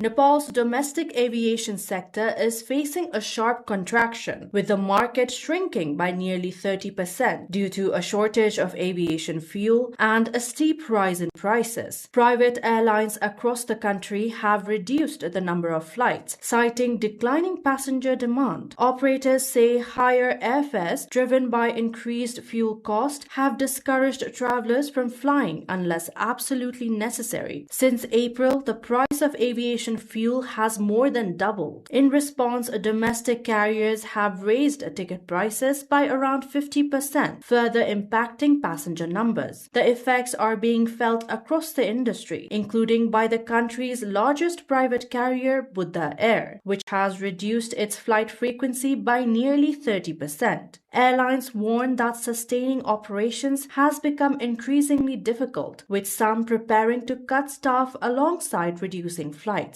31 मार्चसम्म 127 थियो त्यसपछि हाम्रो NOC Nepal oil कर्पोरेसनले first पहिलो ताल 124 रुपैयाँ बढायो त्यसपछि second time 6 रुपैयाँ बढायो अस्ति भर्खरै 5 रुपैयाँ बढेर अहिले 262 पुगेको छ सबै ठाउँमा प्रभावित भएको छ त्यसमा जस्तै हाम्रो अहिले ट्रङ्क रूटमा उड्ने जस्तै 13 वटा सेक्टरमा 13 वटा सेक्टर इम्प्याक्ट भएको छ यहाँ कम यहाँ बढी भन्ने कुरै छैन Meanwhile, the national flag carrier Nepal Airlines Corporation says it has not adjusted domestic or international fares, leading to mounting financial losses.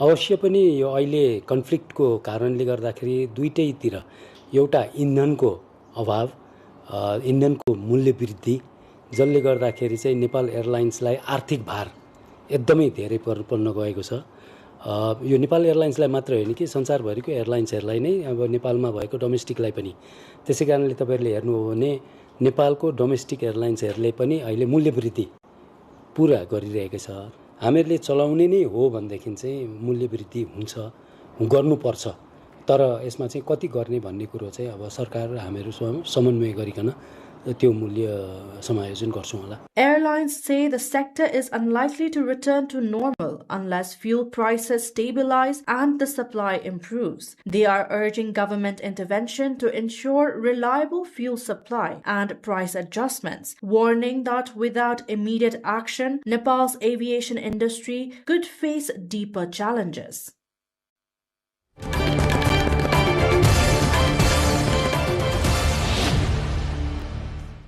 That wraps up today's cover story. Now to remaining updates. Nepal's largest democratic party, Nepali Congress, is holding a key meeting today to select the leader of its parliamentary party, a position crucial for shaping its role in the federal legislature.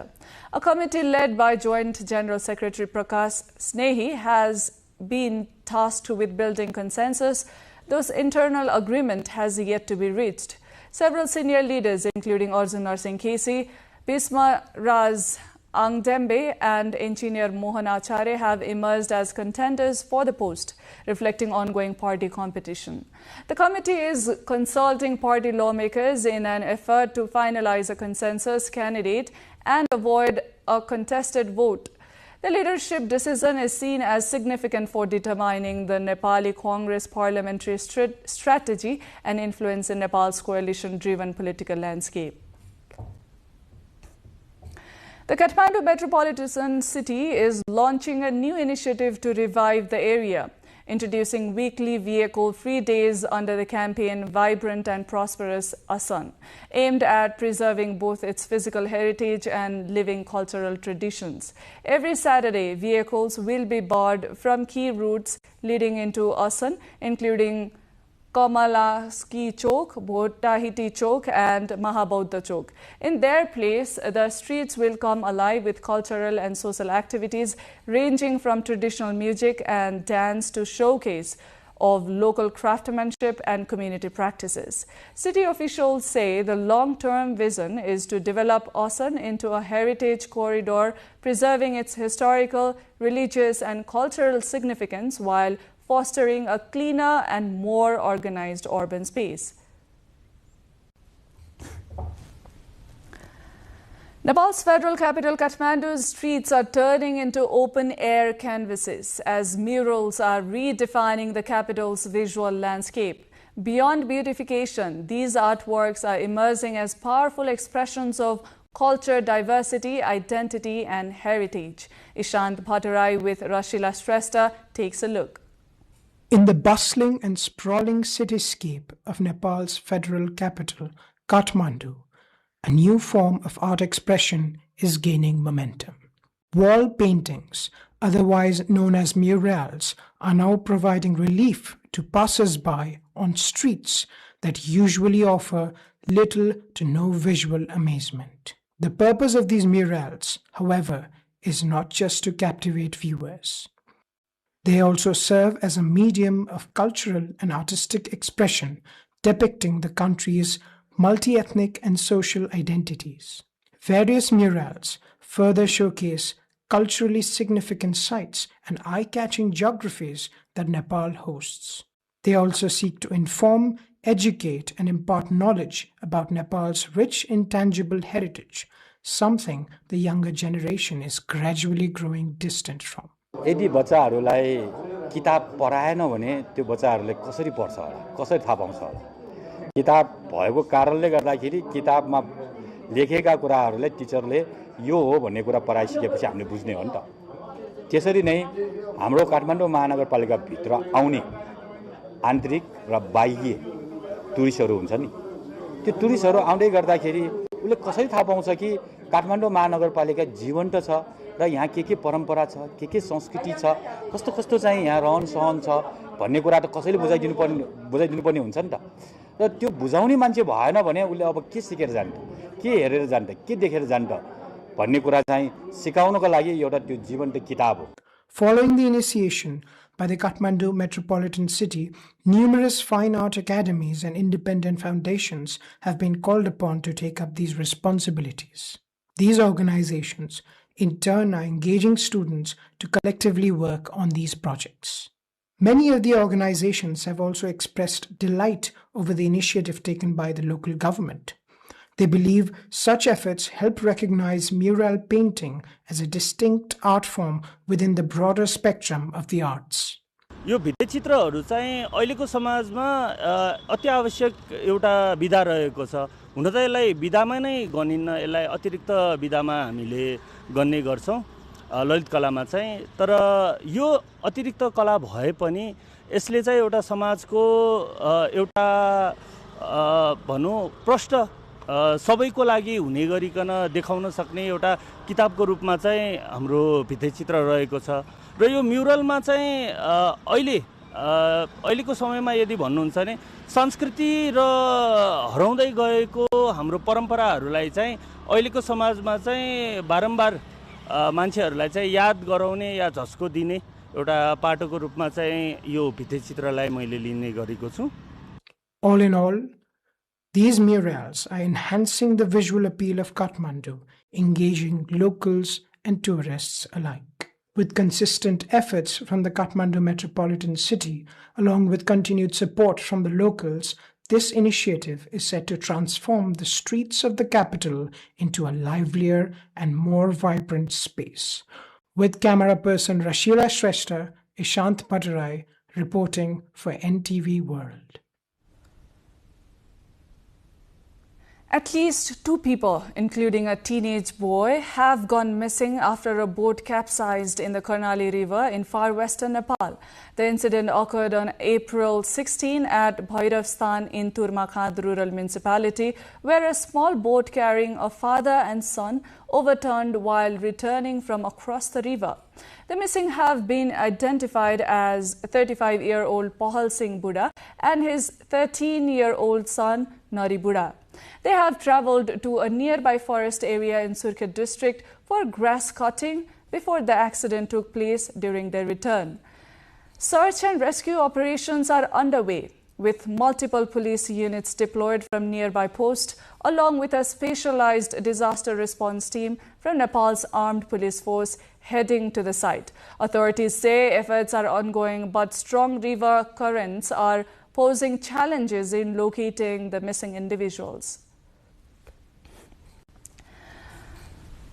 Minister for Communications and Information Technology, Dr. Bikram Timilsina, has announced a major overhaul in Nepal's driver's license system. promising issuance within 24 hours of payment after passing the driving test. The announcement came during Minister Thimal Sinha's inspection of the security printing center in Kavre district, where he reviewed ongoing efforts to speed up license production and improve public service delivery. Authorities say the center is now printing around 40,000 licenses daily, with a target to clear a backlog of nearly 3 million licenses by mid-July. The minister criticized past inefficiencies, highlighting that expensive equipment had remained unused for years and directed officials to fully utilize state resources to strengthen the center as a key national institution. Minister Thimal Sinha also emphasized data security and reaffirmed the government's commitment to citizen-focused services, including improving mobile and internet access across the country. Officials added that the printing facility could eventually expand to produce other critical documents such as passports and smart cards, positioning it as a long-term strategic asset for Nepal. A meeting of current session of Bagmati Province Assembly of Nepal has been called for 11 a.m. on April 19. Discussion would be held on principles of different bills presented in the meeting held on April 8 and 9, and the bills would be sent to different committees for clause-wise discussion, said Bagmati Province Assembly Secretary Ramkumar Paudel. Paudel shared that separate reports incorporating suggestions received after discussion in different committees would be prepared.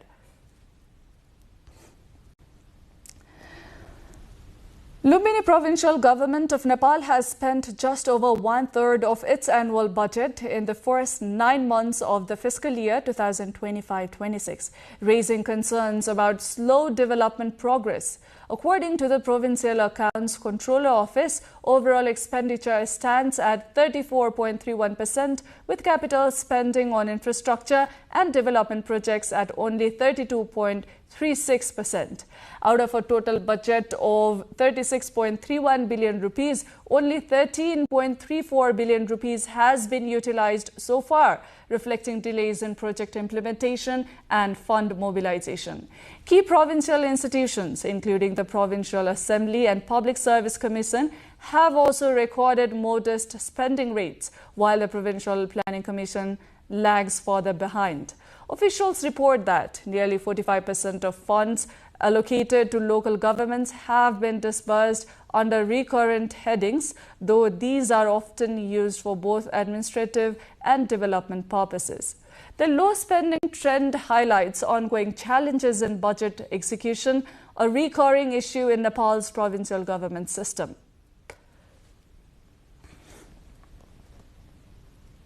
The Badi Kedar rural municipality of Doti has intensified its thatch-free roof campaign, prioritizing improvised and high-risk families. The program aims to ensure safe housing and minimize risks such as house fires by replacing traditional thatched roofs with modern materials. A report with local correspondent Ekendra Chanda from Doti.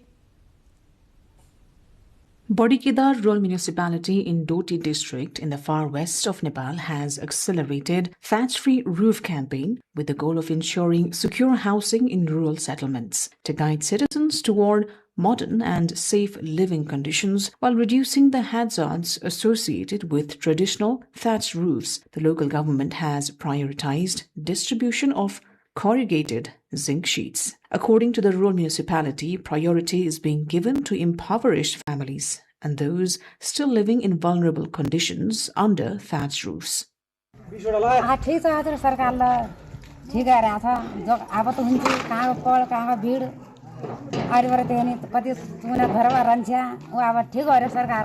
यसमा खर्चमा अब दुःख परेको थियो अब सरकारले किनिदिनु सरकारलाई धन्यवाद छ ठिकै खर काट्ने खर लगाउनु छाउनु धेरै दुःख हुन्थ्यो त्यो धेरै सुविधा गरिदियो हाम्रो सरकारले भन्नु The rural municipality has said primary goal of this campaign is to build safe housing as thatched roofs are highly vulnerable to natural disasters such as fires, heavy rains and windstorms. So far, approximately 300 households have been provided with zinc sheets.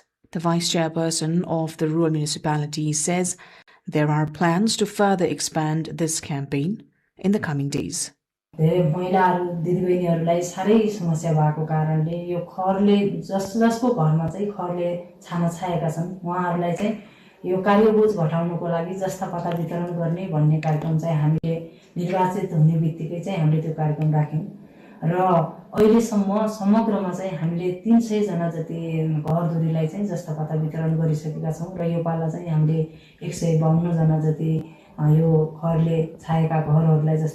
local government expects that this initiative, aimed at displacing thatched roofs in favor of safe housing, will bring a positive transformation to the lifestyle of the local residents. Now to more international updates, but before that, let's have a recap of top stories. Newly elected chairperson of 10 thematic and 2 joint committees of the House of Representatives sworn in today also formally assumed their responsibilities. Nepal celebrates Mother's Day with devotion. Thousands gather at Madatirtha for rituals and remembrance. Nepal, South Korea launch returning migrant loan program. KOICA ADBL partnership to boost entrepreneurship. Israel-Lebanon ceasefire takes effect. Trump signals White House talks with regional leaders. Women's Reservation Act comes into force in India. 33% quota in parliament set for implementation. And Tribhuvan Army Club clinches title of Prime Minister Cup men's cricket tournament, defeats Sudar Pashchim province by 5 wickets.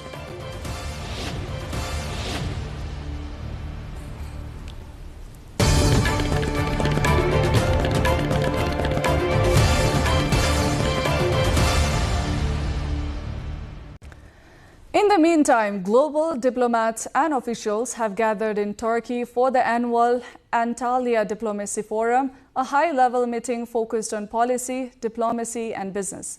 The 3-day event, starting today, hosted by President Recep Tayyip Erdogan in the Turkish city by Antalya, brings together participants from more than 150 countries, including over 20 heads of state and government. Foreign ministers from Turkey, Pakistan, Saudi Arabia and Egypt are expected to meet on the sidelines to discuss efforts to end the ongoing Middle East war. The conflict and the blockade of the Strait of Hormuz are likely to dominate talks, though the timing of the meeting has not been announced. Key attendees also include Syrian president and Russian foreign minister. Myanmar's military government has released more than 4,300 prisoners as part of a traditional New Year amnesty, marking the local Thingyaan festival.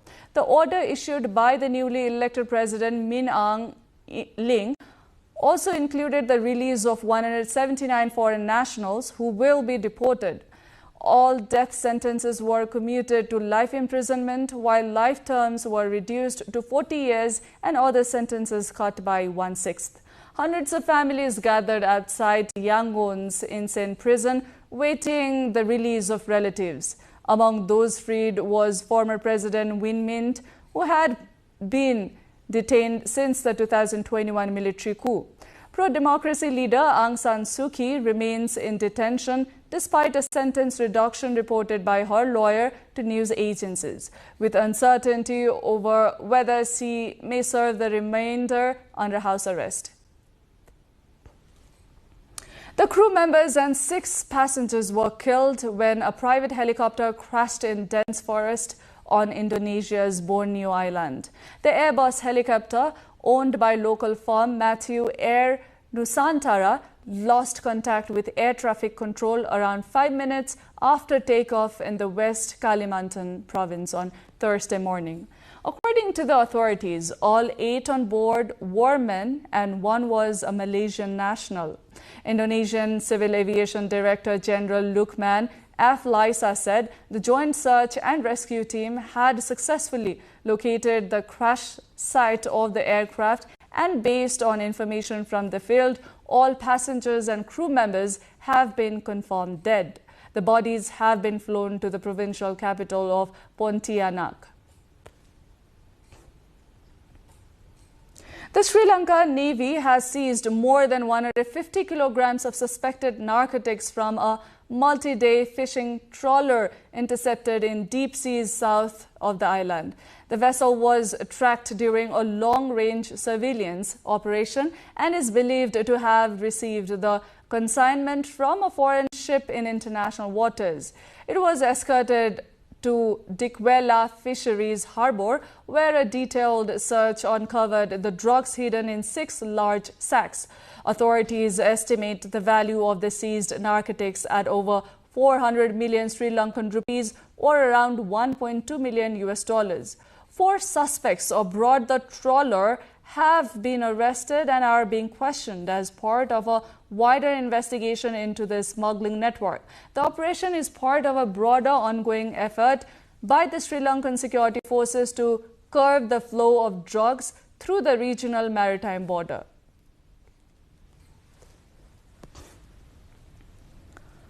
A wolf that escaped from a zoo in South Korea's central city of Daejeon was recaptured early Friday after a 9-day search, authorities said. The young male wolf named Nugu had broken out on April 8 by digging under his enclosure and damaging the fence. His escape triggered a large-scale operation involving hundreds of personnel, drones and thermal imaging equipment and led to the temporary closure of a nearby elementary school. Authorities finally caught up with the 30-kilogram fugitive after receiving a tip about a sighting in a park in Daejeon and subdued him with a tranquilizer dart. Nugu was captured alive and taken for veterinary checks, which confirmed his vital signs were normal. Nugu, who was born in 2024, made his daring breakout by digging out of his enclosure and damaging a fence on his way to freedom. German authorities have approved a last-ditch rescue operation for a humpback whale stranded along the Baltic Sea coast for several weeks. The 13.5-meter whale was first spotted stuck on a sandbank on March 23 near Lübeck. It has since been seen struggling offshore for over a week, at times freeing itself before becoming stranded again. Officials initially hoped the animal would return to the Atlantic Ocean on its own, but its condition has raised concerns. It can no longer escape unaided. The planned rescue proposed by 2 entrepreneurs involves lifting the whale using inflatable cushions. It will then be transported on pontoons as part of coordinated recovery effort, according to Mecklenburg-Western Pomerania's Environment Minister Till Backhaus.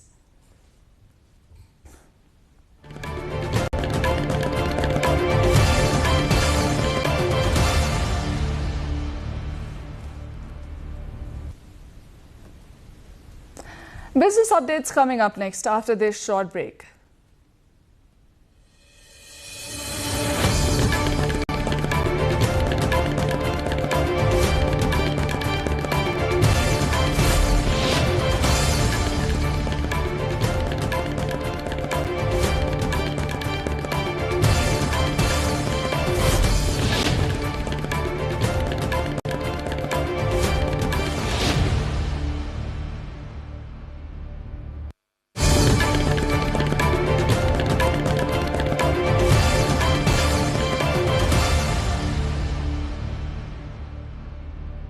French President Emmanuel Macron and UK Prime Minister Keir Starmer led a meeting in Paris with allied nations to discuss plans for a multinational maritime force for the Strait of Hormuz after the Iran-US-Israel conflict ends. The discussions focused on restoring freedom of navigation and addressing risk to global trade, including inflation, supply disruptions, and travel impacts. German Chancellor Friedrich Merz, Italian Prime Minister Giorgia Meloni, and around around 30 other leaders took part either in person or virtually. France and the United Kingdom are convening dozens of countries to advance plans for a multinational maritime force to secure the Strait of Hormuz, but Washington is not part of the discussions.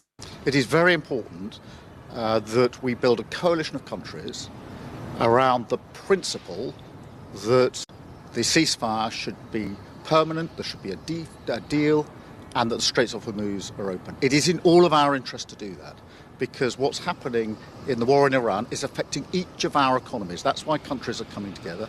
Everybody is clear that in order for that to happen, we need a diplomatic and political limb, we need a logistics and economic limb, and we need some military planning. And that is what we're coming together to do today. And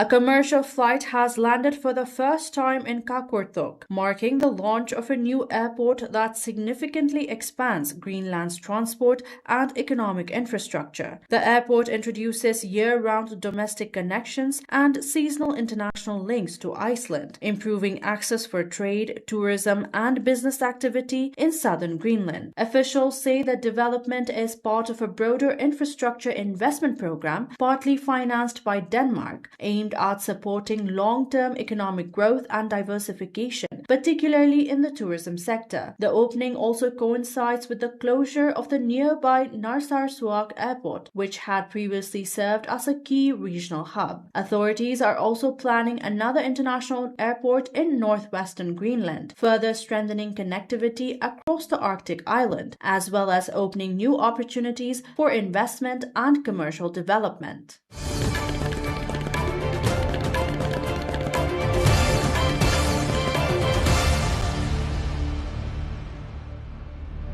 Wrexham's rapid rise under Hollywood owners Ryan Reynolds and Rob McElhenney has delivered a major economic boost to North Wales, extending far beyond its on-field success. The football club's turnaround from the fifth tier of English football to now battling for promotion to the Premier League after an unprecedented 3 consecutive promotions has driven a surge in international tourism, particularly from North America, which is supported by the global exposure from the Welcome to Wrexham documentary series. Local businesses report sharply higher revenues, with tourism income estimated at around $271 million annually, alongside significant increases in hotel occupancy during match days. Hospitality owners say American and Canadian visitors now make up a substantial share of bookings, with some reporting international guests accounting for most of the weekend demand. The growth has also encouraged new investment in infrastructure, including a planned 7,500 capacity stadium stand that will expand the club's matchday revenue potential.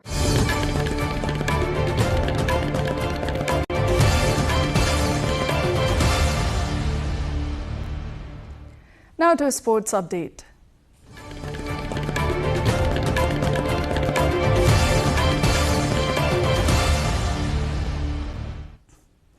World Anti-Doping Agency, WADA President Witold Banka has urged stronger action against India's production of performance-enhancing drugs.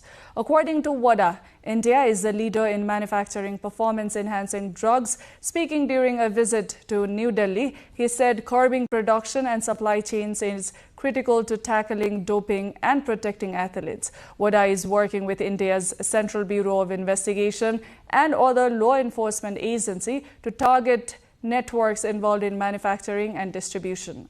The agency has expanded global enforcement through its investigations program, supporting raids, lab shutdowns, and major drug seizures. India has topped the global list of doping violations for 3 consecutive years, with 260 positive cases recorded from 7,113 samples in 2024, according to WADA data.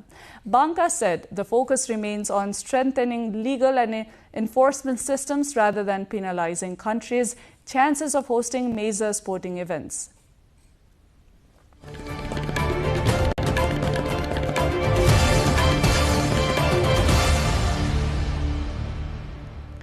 Time now for the weather updates, first from across Nepal and then the world.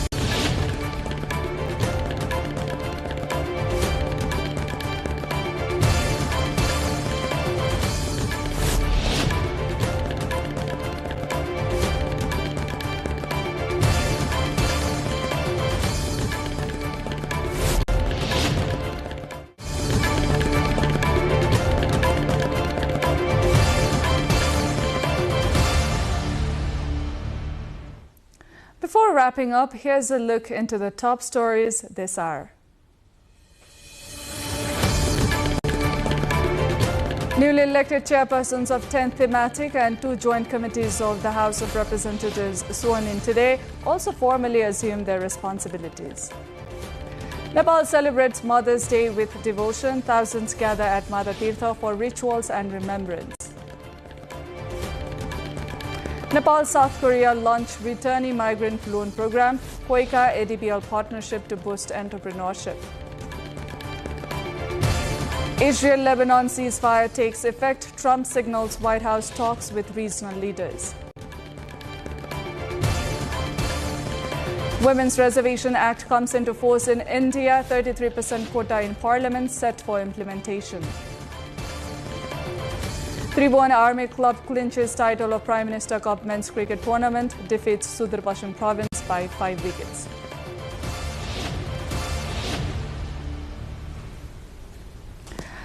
That's it for this edition of NTV World News Hour. Do follow us on our social sites and get the latest updates from our official website, nepaltelevision.com. I'm Diksha Awasthi. Thank you for staying with us. Have a wonderful evening ahead.